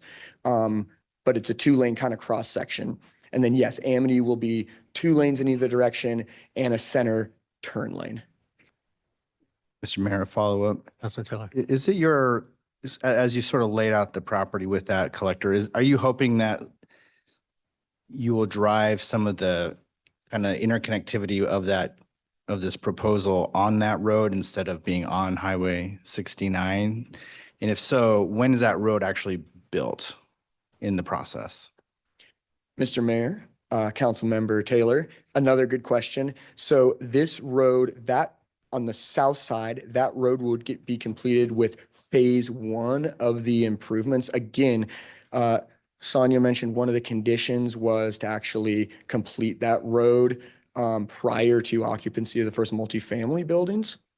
So the intent is to have that south side done with the south side. And again, this is all part of the STARS agreement as well. It gets kind of paid for with those dollars.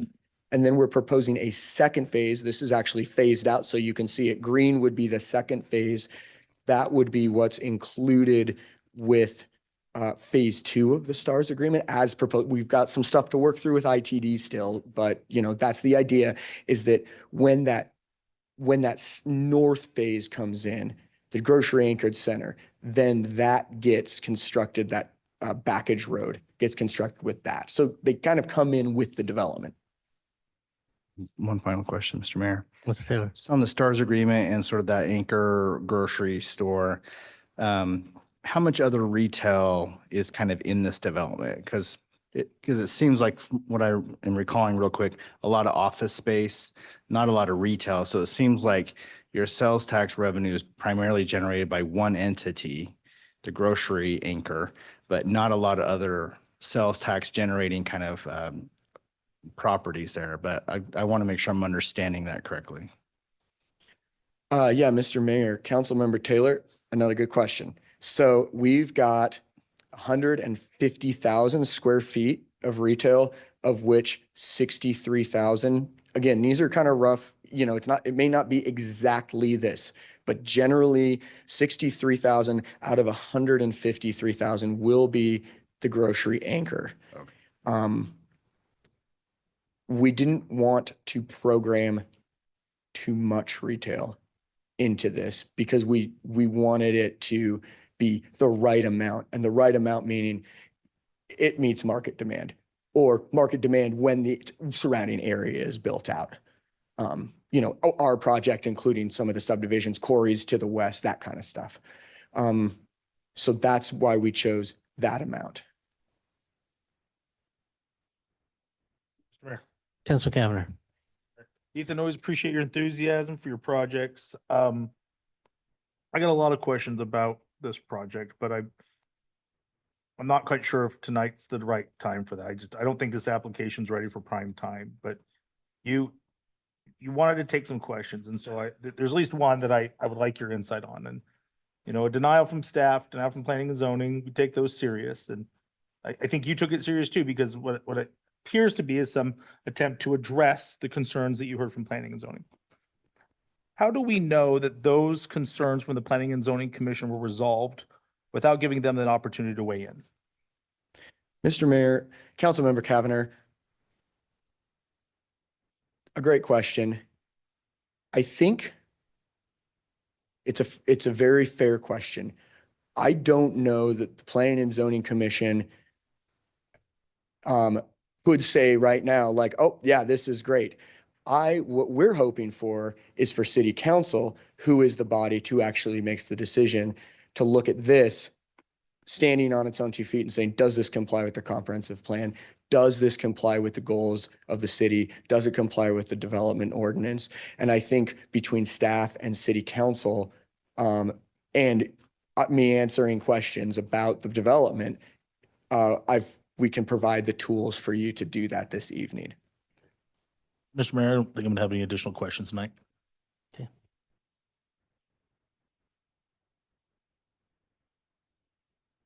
I'll have some questions, comments for consideration. My first is staying on the road.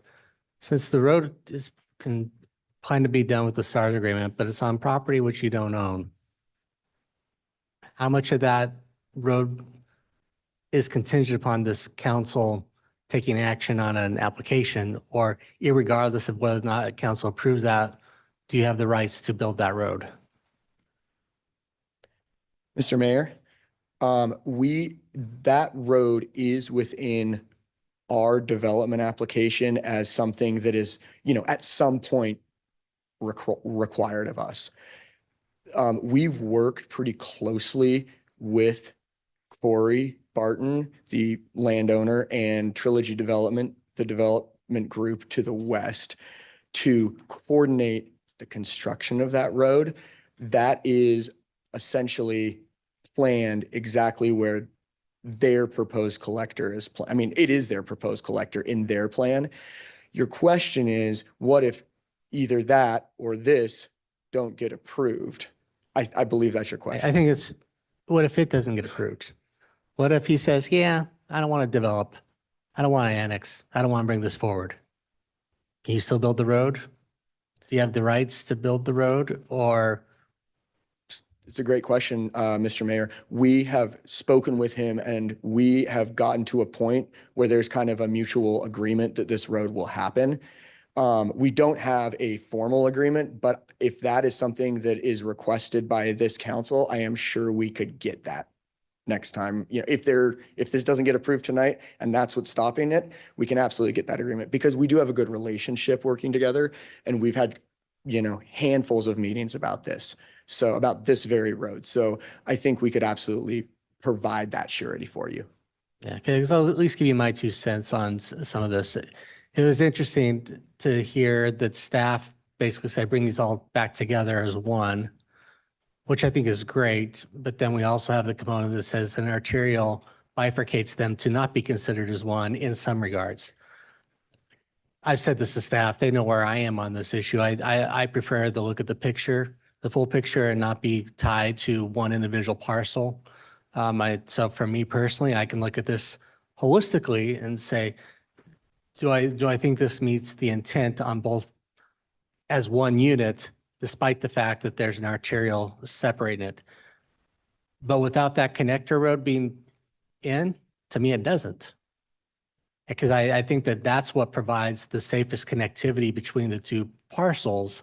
So without it, then it almost does, how does each one stand alone or not in relation to the comp plan from my perspective? And so I think that's, to me, that road connection is important without putting an affirmative obligation. The council has to approve that project in the future for that road to be built. Because I don't think that's fair to you, and I don't think that's fair to council. I don't think that's fair to the expectations of the project that thou shalt annex and approve so said road can be built to allow this to occur. So that's just on the macro level from my standpoint.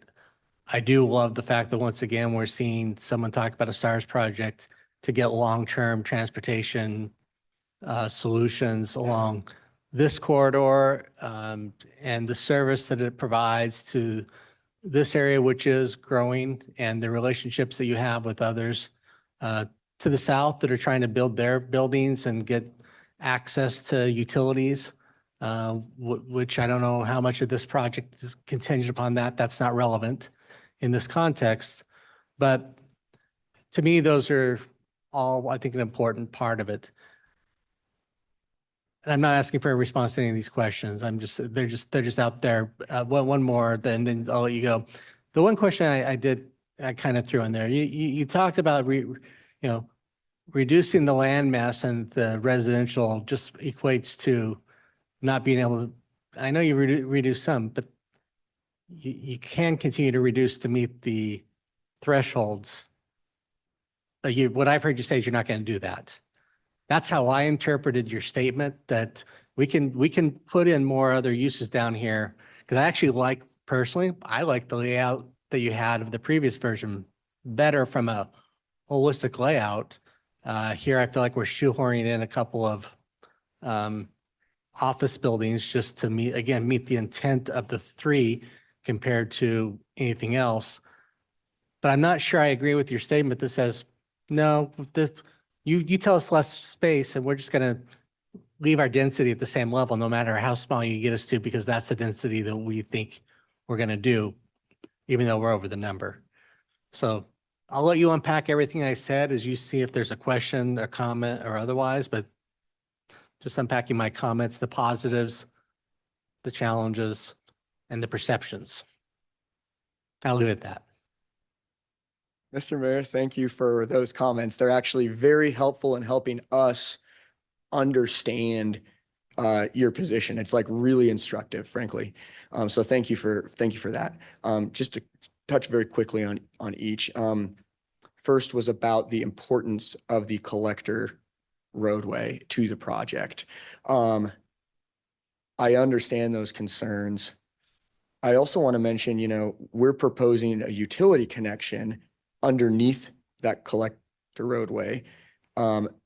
We've spoken again with the developer to the west, and it's all been kind of discussed, right? And we feel comfortable enough with those connections, both the roadway and the utilities, to put this before you this evening as something that we can do with STARS. We can provide those connections, and an understanding that if we can't do that, that's on us, and this project doesn't happen. We're fully aware of that possibility. The next thing I wanted to talk about a little bit was the utility connection with neighbors to the west. The neighbor to our south has been in the past unwilling to extend sewer through their property. We worked with ITD to extend sewer around their property. Again, that's already been done. So, it's happened. There's no going back. I mean, that's one of the reasons we'd like your approval here. There is a public sewer main that runs, there's an easement that runs through the southern end of our property to serve the property to the west and Stonehill Church. So, for what it's worth, that's happened. That's there. So there's no more kind of blockage of the development of that area by a single landowner. Just, wanted to just outline that so everyone's clear. It also allows us to service our development with sewer. So kind of multiple benefits there. Finally, wanted to address the multifamily component on the southwest corner. You mentioned that, as the multifamily area gets smaller, it sounds like we're not going to do anything different than what we're doing. We would have to take another look to see if the project would work if we lost residential units. I guess the point that I'm trying to make with this statement about the math, though, is that if we reduce the size of the residential area, even if we kind of correspondingly lose units, the density remains the same. So we would have to not only lose units in proportion to the amount of land we're losing, but also above and beyond the amount of land we're using, kind of double lose units to then make the density on the southwest corner under 15. I was kind of merely trying to explain a math equation, not really kind of trying to, say we're unwilling to do that. Although if we were conditioned to do that, we are unsure if the project would actually work. We would need to go back and look at the pro forma and see what we could absorb.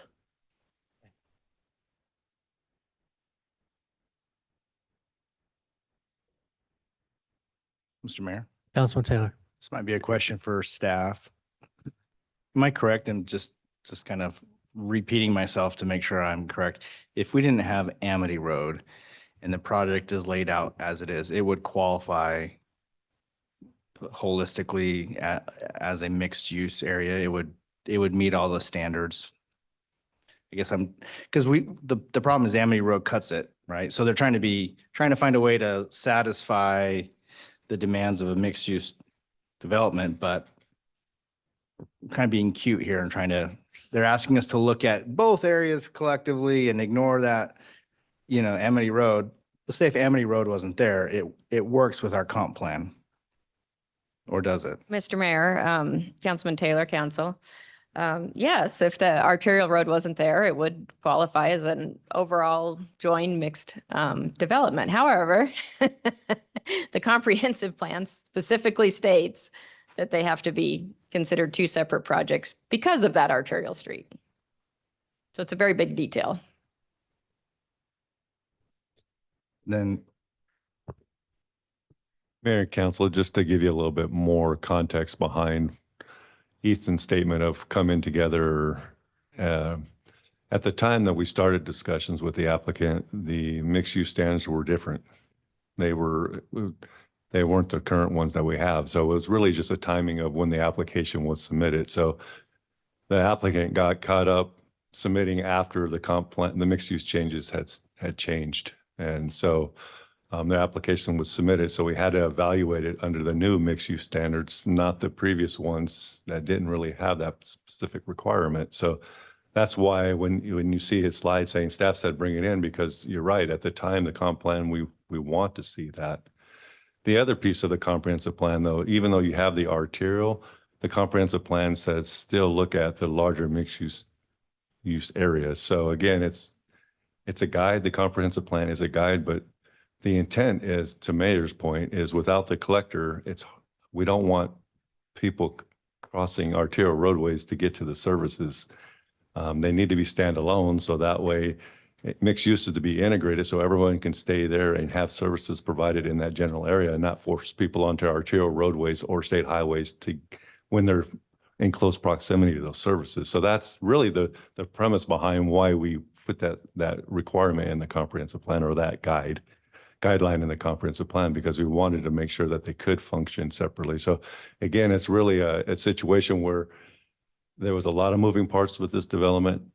The applicant's been working with the property owner to the west, to the south, everyone around them, trying to get utilities figured out, annexation path, all of these things.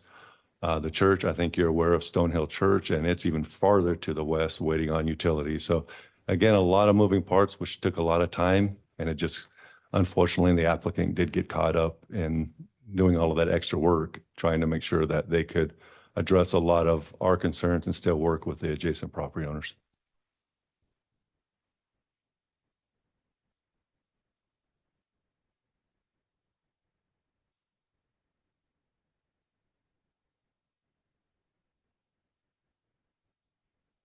Okay. Well, we'll see if there may, I assume we want to take testimony if anyone else out there has some. So, okay, thank you, Ethan. Ms. Clerk, you want to sign to provide testimony on this item? Mr. Mayor, yes. Cooper Sharp.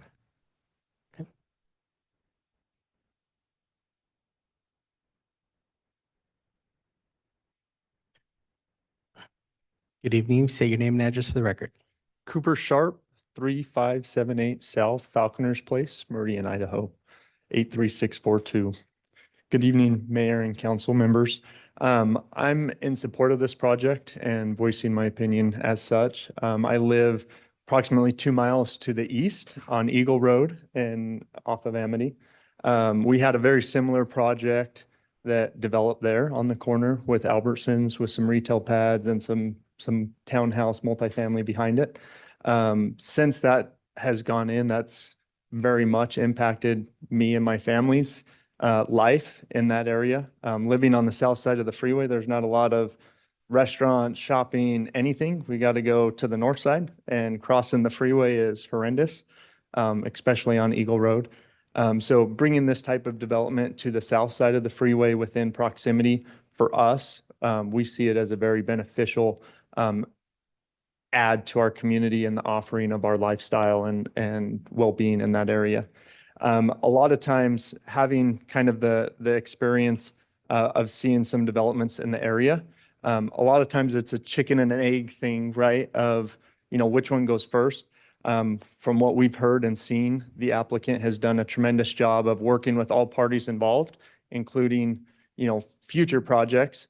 And we see it as a well-being or a movement from the applicant to try and make it work for everybody's well-being. We feel like it's, my family feel like it's a great add, an asset, and as such should be approved. So I just want to voice my support of the project and recommendation of approval. Thank you. Thank you. Council, any questions? Mr. Mayor. Cooper. That's one, Little Roberts. Thank you so much. I appreciate you coming to share your experience with us. Would you mind sharing what other amenities or businesses that have grown up around that Albertsons that you and your family take advantage of? I'd be remiss to say that we don't go to Jersey Mike's about every week. Don't want to admit that, but Jersey Mike's, the restaurant that just went in on the corner, the steakhouse. My wife occasionally goes to the Pilates studio that's right there. There's a bank right there that we frequently attend to withdraw cash. So very, very impactful for our family of, minimizing. Again, we live, not very far, less than half a mile from Albertsons, but we drive, right? Very rarely do we walk, but we drive there, and those amenities have greatly changed our time that we spend in a car from having to go to the other side of the freeway or up anywhere on Eagle Road. Thank you so much. Thank you. Thank you. Mr. Mayor, that was everyone. Okay. Is there anybody else that would like to provide testimony on this item?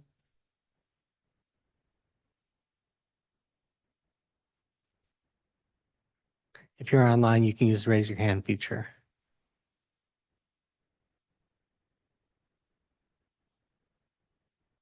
Okay. Would the applicant like to come forward for any final comments?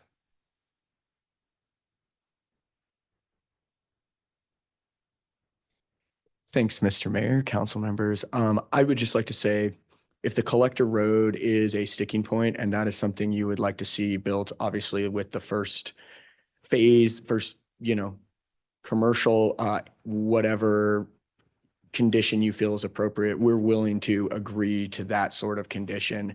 We have a great relationship with the adjacent landowner, and I just wanted to put that on the record to just say, we can agree to that sort of condition if that makes it happen. Okay. Council, any additional questions, comments? Okay, thank you.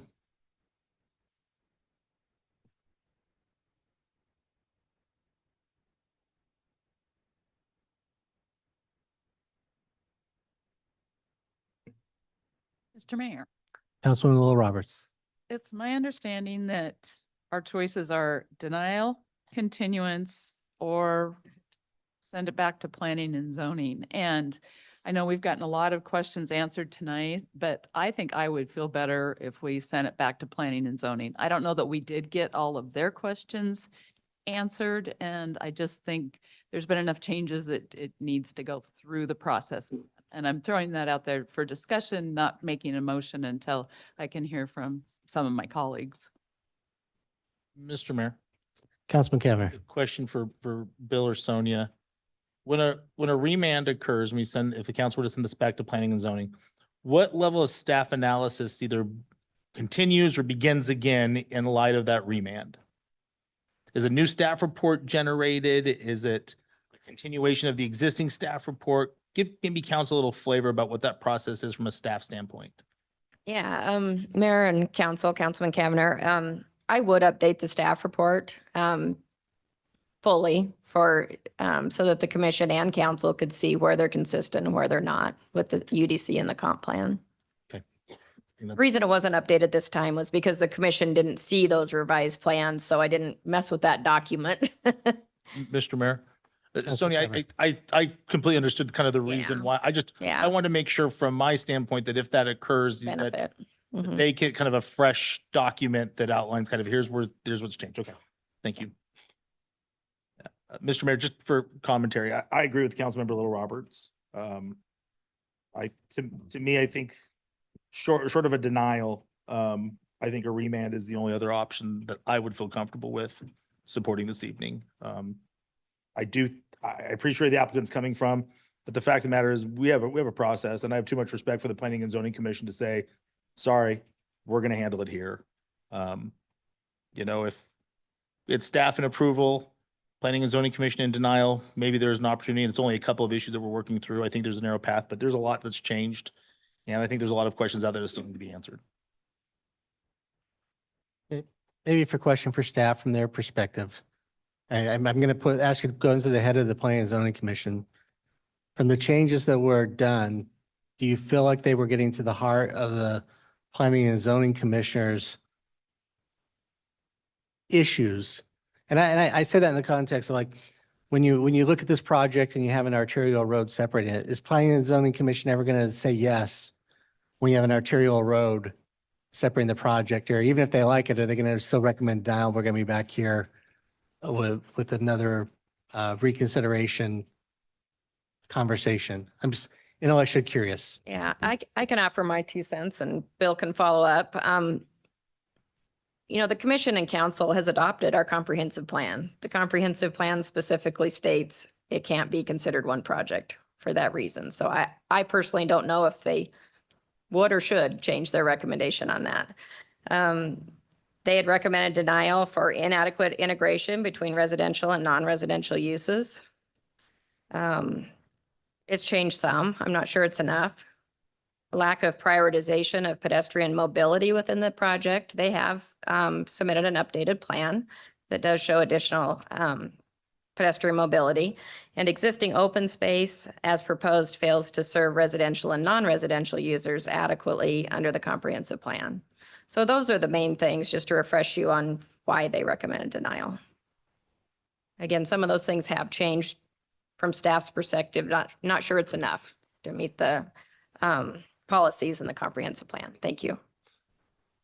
Mayor and council, I'm happy to kind of give you piggyback too. I think you guys are aware that commission, the waiver to State Highway 69 or Meridian Road is your purview. So again, on occasion, planning and zoning commissions have supported that or recommended that you support that request. So that's one thing that it's your body, your purview to review that and approve that. I think Sonia did a great job of kind of capturing what the commission stated. But again, to your point, Mayor, they could say, we think you should look at this. They can't say do it. They could just say, our recommendation is it is a single project if the applicant does X, Y, and Z. Extend the collector road. Like Sonia was mentioning, has the pedestrian network increased enough to get them to say that it is better integrated? Keep in mind, mixed use is not just about vehicular traffic. It's about getting peds and bicyclists through the site too. And so when we see a large sea of asphalt through a parking lot, we have to make sure that pedestrians can walk through that as well and bike through that and not get hit. So there's a lot of policies in the comp plan under the mixed use standards that speaks to minimizing conflicts when these things integrate. And I think to the applicant's point, I think they've done better, but I don't know if they've done better to satisfy the commission. And whether or not that would sway the commission's decision. I don't believe the commission spent a lot of time discussing the segregation between the arterial. It was really those things that Sonia was mentioning, is making sure that it does function and integrate better. So it is more cohesive, understanding that not each site is going to have more than the other. I think one thing that I brought up during the Planning and Zoning Commission hearing was the fact that we're lessening density on one side in order to pick it up on the other. And to me, that didn't seem right to do that. It didn't say we're going to do 20 units to the acre on one half and they do 10 on the other and say we're 15 across the board, because again, that has different impacts. One side of the street has to deal with a higher density than the other side, which again, I understand the applicant's perspective, knowing that they're pursuing that STARS agreement. We don't know those things. We don't know what all goes into drafting a STARS agreement. We just get that information. So at least hearing that information and maybe even sharing that with the Planning Zoning Commission, I think that's some benefit to that, because again, we have to weigh that, the common good for the community. And if that's something that's necessary to get these things moving forward, then I think to the mayor's and the council's point, I think it's worthy of getting input from our commissioners.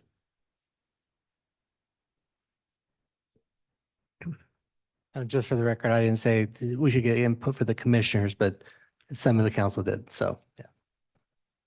Councilman Overton.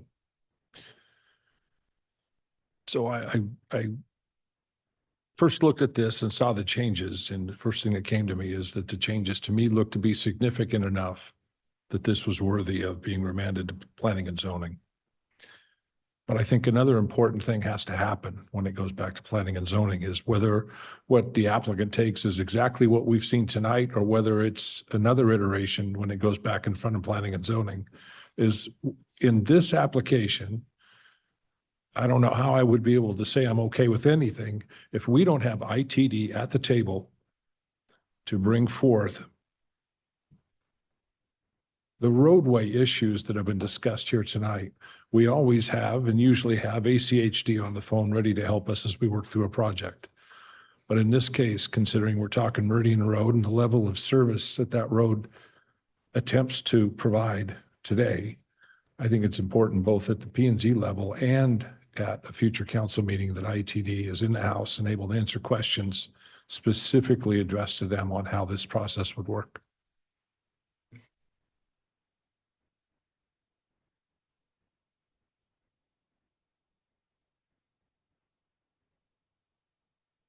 Mr. Mayor, Councilwoman Roberts. if we're ready for a motion, I will make a motion that we remand it back to planning and zoning. Second. I'm sorry, do we close the public hearing? Do we already do that? Okay, sorry. Okay. Right. So I have a motion and a second to remand this back to planning and zoning. Is there discussion on the motion? Mr. Mayor, Councilman Taylor? share some thoughts, maybe as much for the benefit of the applicants. I think that what Councilman Overton said about looking at it, I think there's a lot of issues that still need to be worked out with this. For me, that connector road is important in being there early in this process. We don't want to be pushing people out on Highway 69 and down and across. And so I think that interconnectivity is pretty important to looking at this. I understand what the comp plan says, and I think that's important that we follow that because that's what provides some consistency here. But so I don't know what P and Z may come down even yet with a revised plan or some updates, but I think that connectivity on that, was it Hermite? I'm not sure what the road was. I think that's really important that that's earlier in the process. So I'll be supporting the motions tonight, but I just wanted to share that so that the applicant has some additional feedback. Any additional comments? Staff need anything else? Okay. If not, clerk call the roll. Thank you, Mr. Mayor. Cavanagh, Taylor, Aye. Whitlock, Little Roberts, Overton. Aye. All ayes, motion carries, and will be remanded back to planning and zoning. And I imagine we'll see you back here at some point in time, one way or the other. But hopefully it's with a positive from everyone involved. Okay. Council, do we need a break before we take on the next thing, or are we good to go?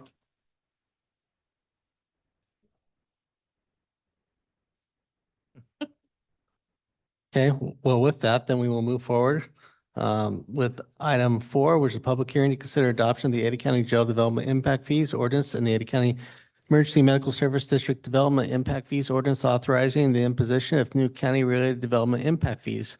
And we will open this public hearing with staff comments from Mr. Starman.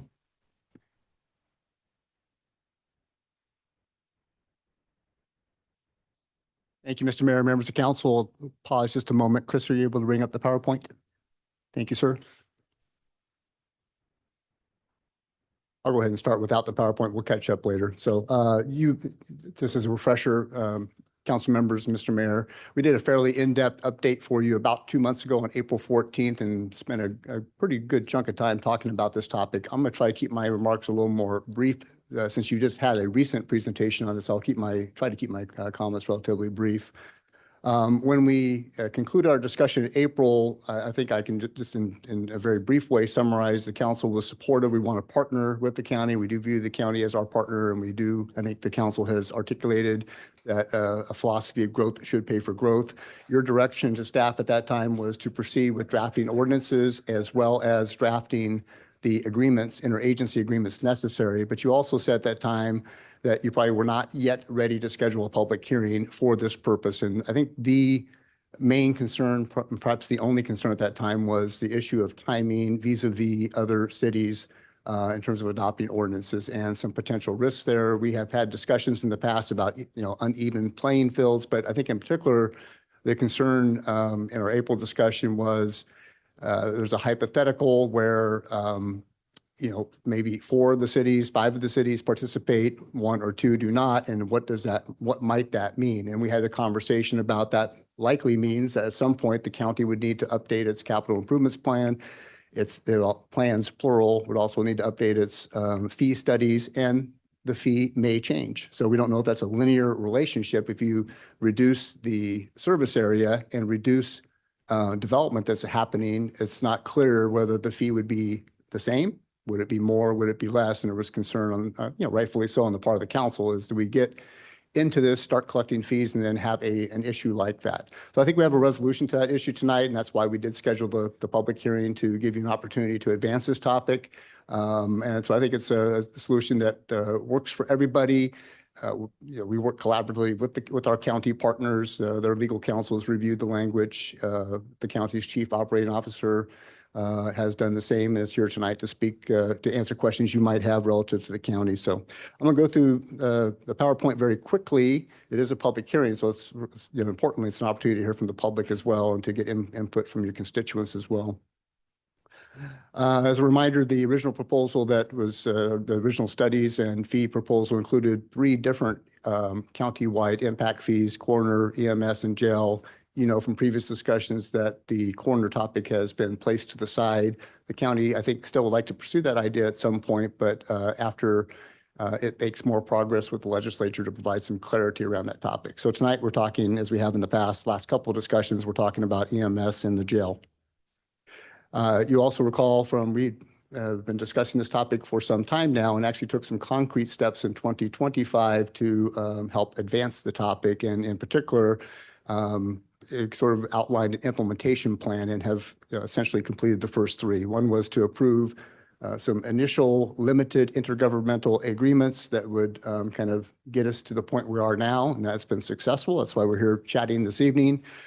We also at that time, or in that time frame of 2025, approved the capital improvements plans for EMS and the jail, and you also amended the city's comprehensive plan to include those CIPs as well. That was accomplished last year. And then we paused until other cities were able to make more progress. And I'm happy to report tonight that I think that has happened. We're not 100% to the finish line, but others have made more progress. And I'll give you a fresh update on that in just a moment or two.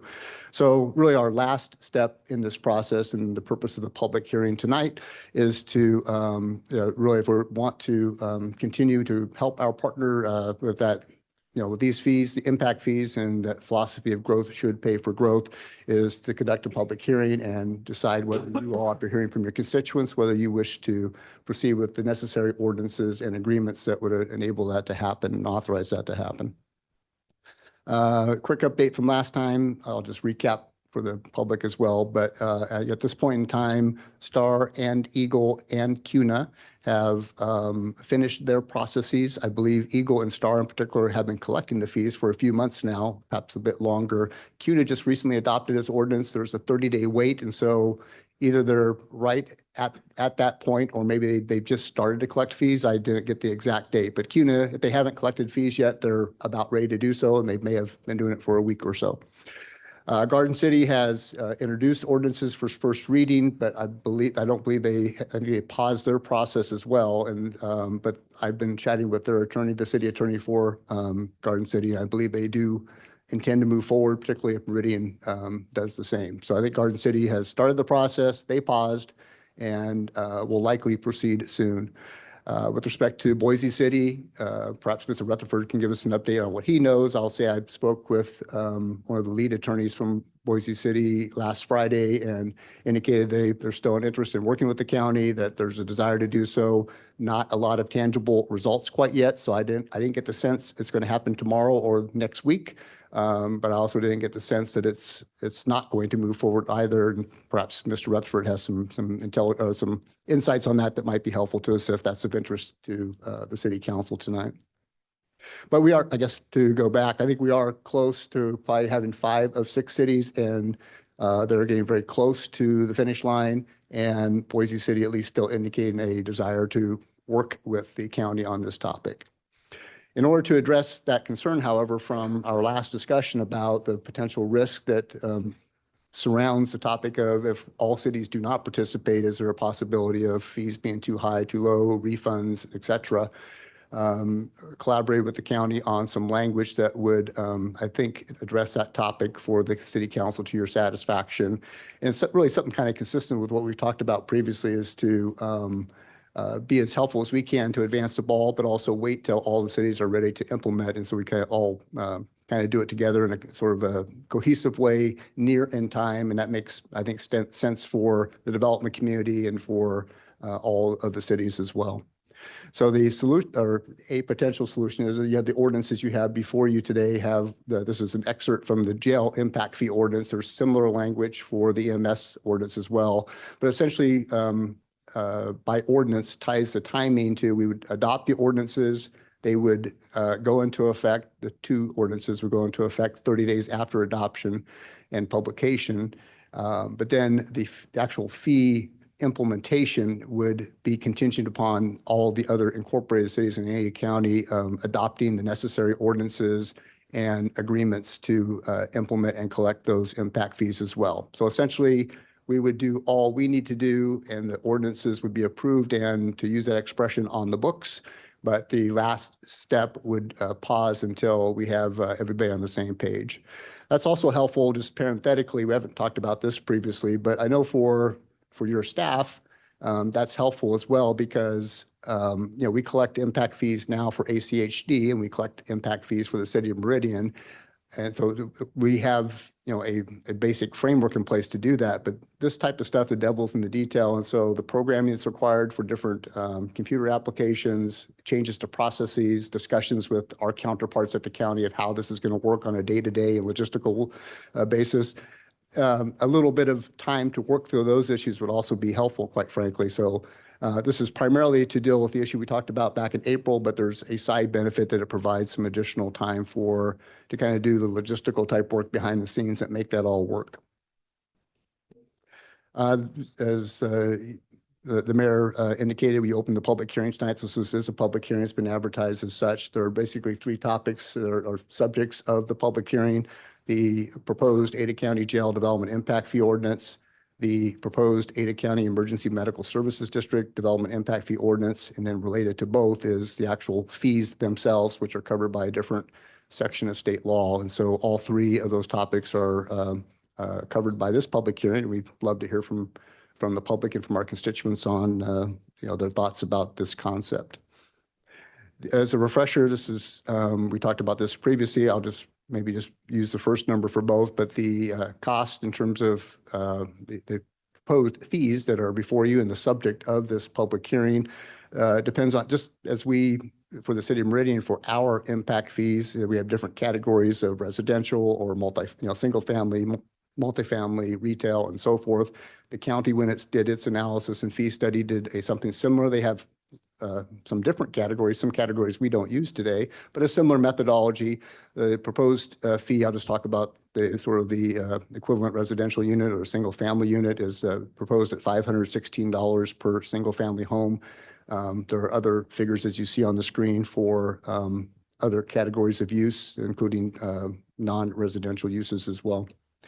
And then for EMS, the comparable fee is $175 per single family home. And again, other fees for different categories that kind of stem from that base calculation. To the extent, I'm just going to sort of lay out the framework here. This is the public hearing piece. We're not ready to act on any of these things quite yet, but I just wanted to tell the complete story while I had the opportunity to do so. And then I'll step away. We'll have our public hearing. I can come back and talk about these more if you'd like.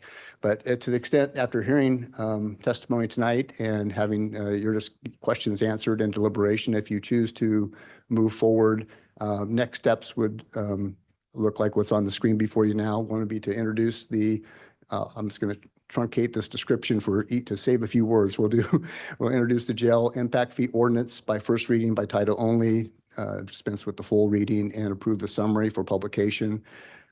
Do the same for the EMS ordinance. Our recommendation, just to out of abundance of caution, we recommend that we do all three readings. So first reading this evening, if that's your desire, second reading next week, and then third reading, your first meeting in July.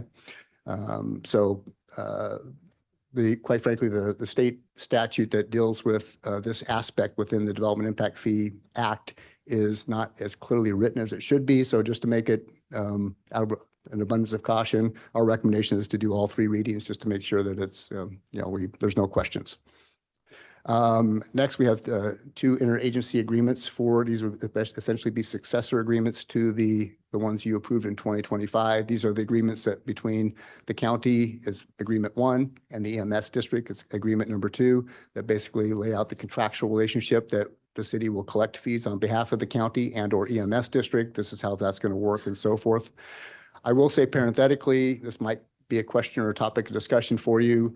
After working with the city's finance department and talking with our CFO, the agreements do not contemplate charging a fee to the county for collections, although I think the county would be willing to entertain that, and they have an agreement that sort of allows for that. The rationale for that was twofold, I think, or at least twofold. One is that with respect to ACHD, we collect fees on ACHD's behalf, and we do not charge a fee. That's part of a larger arrangement, however, where both agencies work together. So the concept was, we don't charge ACHD fees and they don't charge us fees. So we're trying to be consistent. Secondly, our chief financial officer thought, particularly for ongoing costs that are once the programming is in place and the processes are in place, that really the ongoing cost is not of great substance. And so for those reasons, the recommendation was not to include a fee, but you may have some different thoughts about that. I do want to say, however, just for everybody has full information to make good decisions, there are some upfront costs to the city that, and we don't have a good grasp what those look like yet, but there's going to, as I mentioned, there'll be programming costs to amend or to modify our existing programs. Some of that will be done in-house with city staff, so it may not be a hard expense, but there's certainly a soft cost there for city staff to do that. We don't have great numbers there. Just to give you maybe a sense of order of magnitude, in a discussion as recently as this morning, maybe the thought was you were talking about maybe tens of hours, like maybe up to 50 hours of staff time to programming time to do that. And then with one particular application, which that's not my field of expertise, and I don't even recall which it was now, but for one program in particular, it may require some assistance from that particular vendor. But the thought from our IT director was that would not be a substantial cost, but like less than $10,000, maybe substantially less, but probably no more than that. But I do want you to be aware there are some implementation expenses that to step into this and make some changes to our systems, particularly on the IT side, there's going to be some upfront expenses. Right now, that's not contemplated in the agreement. Again, the county may be amenable to that if that's important to the council, but I just want to kind of flag that for you as well. To the extent you did those things tonight or in the near future, the idea on the intergovernmental agreements in particular is that we'd be first to say yes. We then transmit those after the mayor's signature, would transmit those to the county and to the MS district for their approval and signature. And then the implementation date for those agreements is intertied to the implementation date of the ordinance. So the agreements don't become effective until the ordinances become effective. They go into effect at the same time. As I mentioned, we recommend doing all three readings by title only to waive the full reading.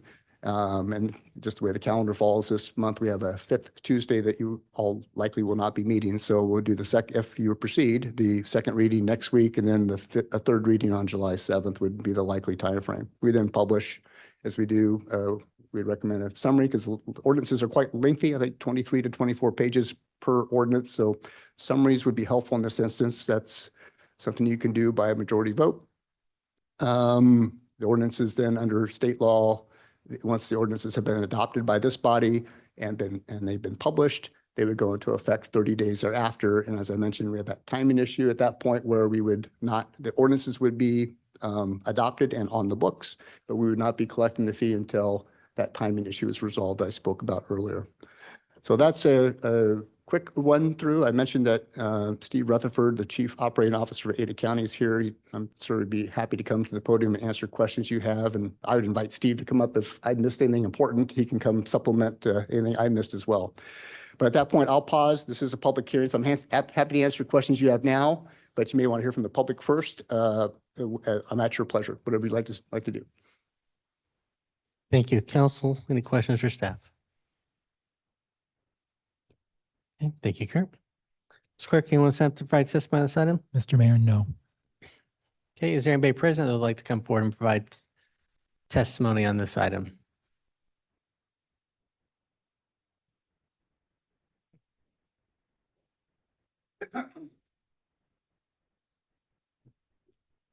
A fine resident and county employee. Mayor. We'd love to hear from them.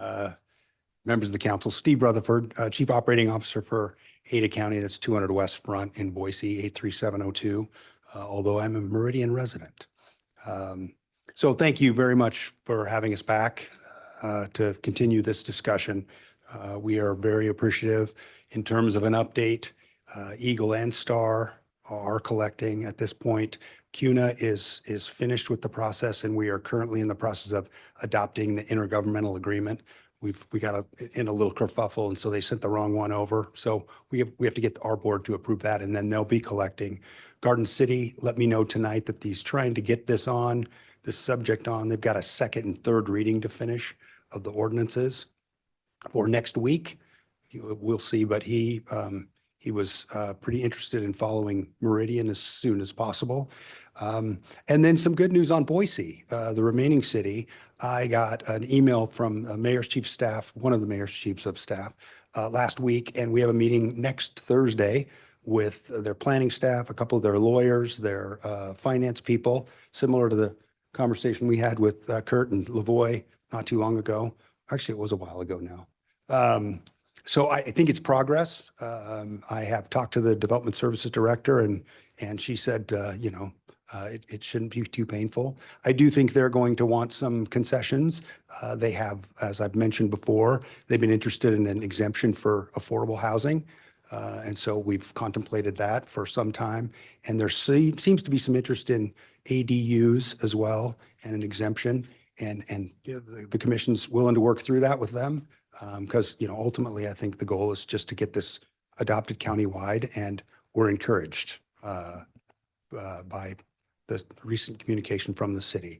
So I'm happy to answer any questions you have about these impact fees, but we're, again, really appreciative for the invitation to come out. Thank you. Council, any questions? Mr. Mayor. Councilman Overton. Steve, are you okay with the language in our agreement that we will hold ours until all the cities are ready to go? Mr. Mayor, Councilmember Overton, I guess a couple of things.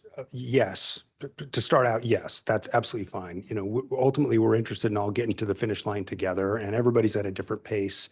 The idea that we're all going to cross the finish line at the same time, it became really impractical and unworkable dealing with, mayors and city councils all over the valley. So that is absolutely fine. Like the mayor told me about a year ago, maybe 18 months ago, when I was standing at this, why are we still talking about this? Development's happening and we're losing funds. And so there is some sense of urgency. I think if the chair was here tonight, you'd hear that. But we completely understand, because it gets weird if one of the cities either delays or decides not to do it. So just again, grateful for the action, at least that's proposed tonight.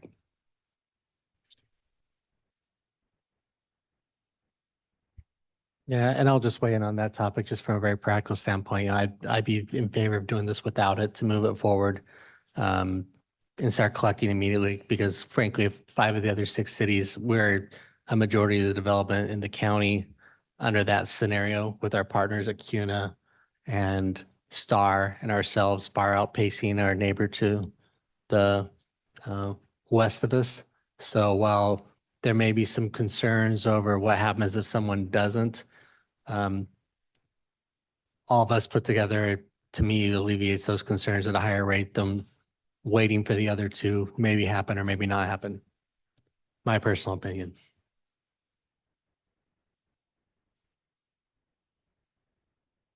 Any additional questions for Steve? Senior Steve, appreciate it. Okay, thank you. Is there anybody else that would like to provide testimony on this item, either in the room or online?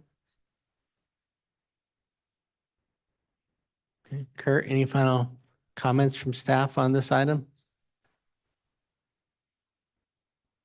Thank you, Mr. Mayor, council members. No additional comments. I'm happy to answer your questions you might have. If not, I'll let you take care of the public hearing, and I'm happy to stay at the podium to talk about your next items on your agenda, the ordinances and agreements, but we'll take care of the public hearing first. Okay. Appreciate that. I will just say this, I did hear today for the first time from Director Miles about the potential costs for implementation. I am under the impression that these are soft costs.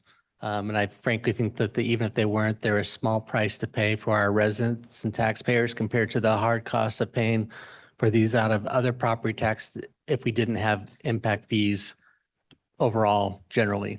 So, we're prepared to move forward as we see fit to achieve this. And I said, even if we gotta just take a check, we can figure out a way to take a check from somebody to pay these if we take so long to get our system moving forward cost effectively. Okay, with that, do I have any motion to close the public hearing? Mr. Mayor, Councilman Kevner. before motion, I recognize the public hearing can be closed, but where we have multiple readings on this, and I recognize that our friends in the media just left, but a change and a shift like this, I would be more supportive of keeping the public hearing open through the various readings in case someone in our community wanted to weigh in and provide a perspective. So just for consideration, I guess.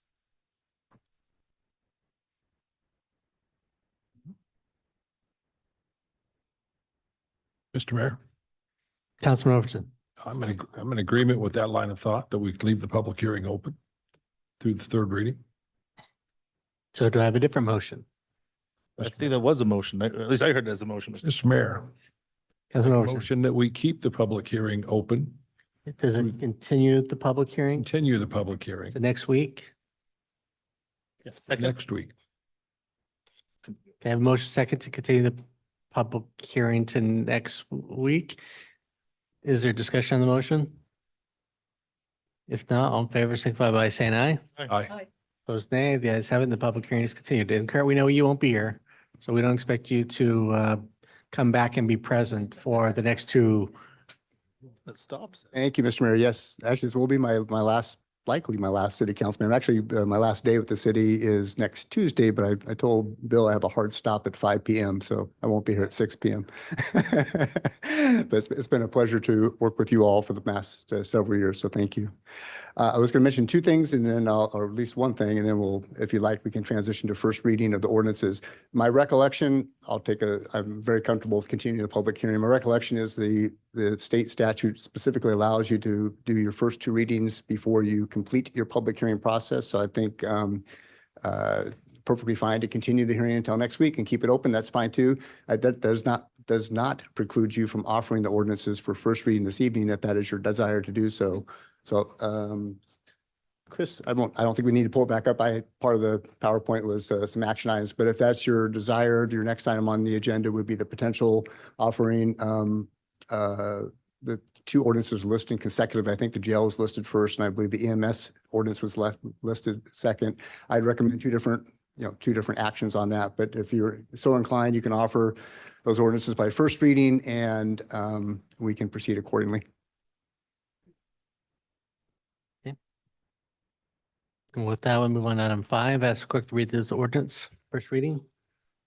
Thank you, Mr. Mayor. It's an ordinance adding the new Title 12 called Countywide Development Impact Fees to the Meridian City Code and adding thereto a new Chapter 1 called Ada County Jail Development Impact Fees that provides for a short chapter title, authority, findings, and applicability and purpose, definitions, capital improvement plan, periodic review of capital improvements plan, intergovernmental agreement with Ada County, imposition of county impact fees and payment, enforcement and collection, county impact fee administrator, and city powers to require payment of county impact fees, county impact fees exemptions, processes for individual assessment, extraordinary impacts, developer credits and reimbursements, county impact fee payment mistake or misrepresentation, fee payer refunds, county impact fee capital projects trust fund, expenditures, budget, audit, and surcharge, appeals and mediation, miscellaneous provisions, punishment for violations, construction of ordinance intent, and providing an effective date.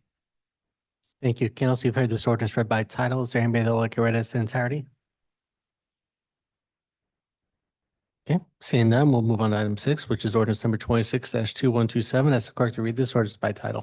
Thank you, Mr. Mayor. It's an ordinance amending Meridian City Code by the addition thereto of a new Chapter 2 titled Chapter 2 to Title 12 called Ada County Emergency Medical Services District Development Impact Fees, providing for a short chapter title, authority, findings, applicability, and purpose, definitions, capital improvement plan, periodic review of the capital improvements plan, intergovernmental agreement with the EMS district, imposition of EMS impact fees and payments, enforcement and collection, EMS district impact fee administrator and city powers to require payment of EMS impact fees, EMS impact fees exemptions, processes for individual assessment, extraordinary impacts, developer credits and reimbursements, EMS impact fee payment mistakes or misrepresentation, fee payer refunds, EMS impact fee capital projects trust fund, expenditures, budget, audit, and surcharge, appeals and mediation, miscellaneous provisions, punishment for violation, construction of ordinance intent, and providing an effective date.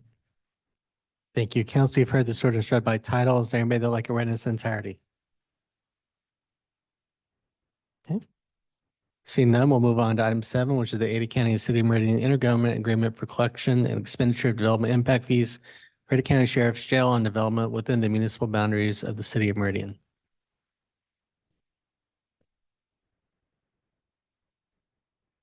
Do I have a motion on this item?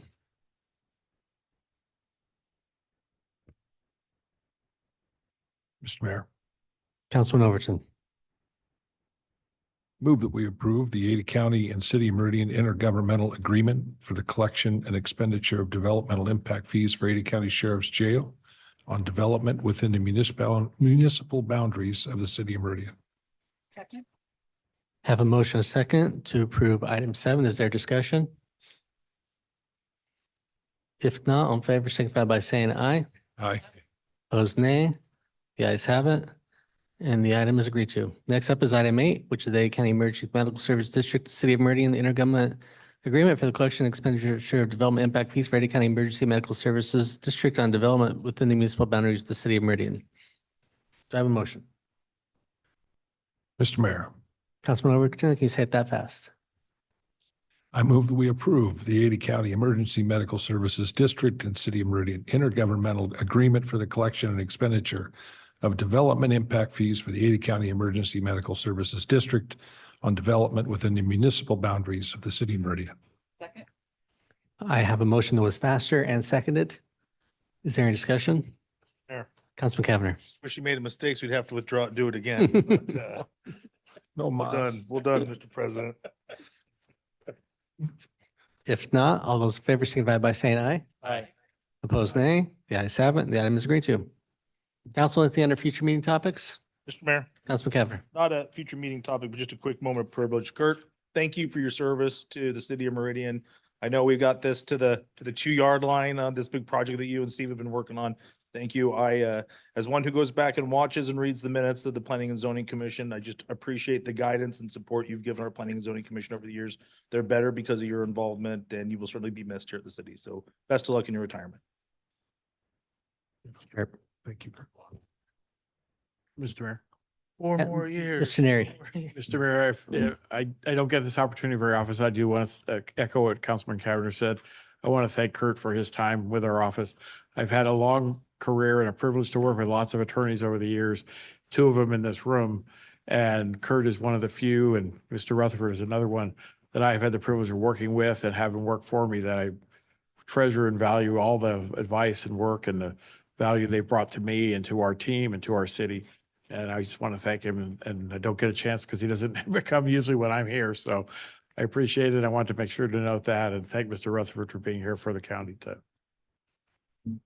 Yeah, and I think what you don't see is that everything Kurt does, it's not in this room and in other facets. And he's been a great, in bringing his former profession to light as well for our city, as a city manager, being able to bring that into the conversations combined with his newer legal expertise has been a great benefit and value in some of the other areas where he served with the city. So we really appreciate it.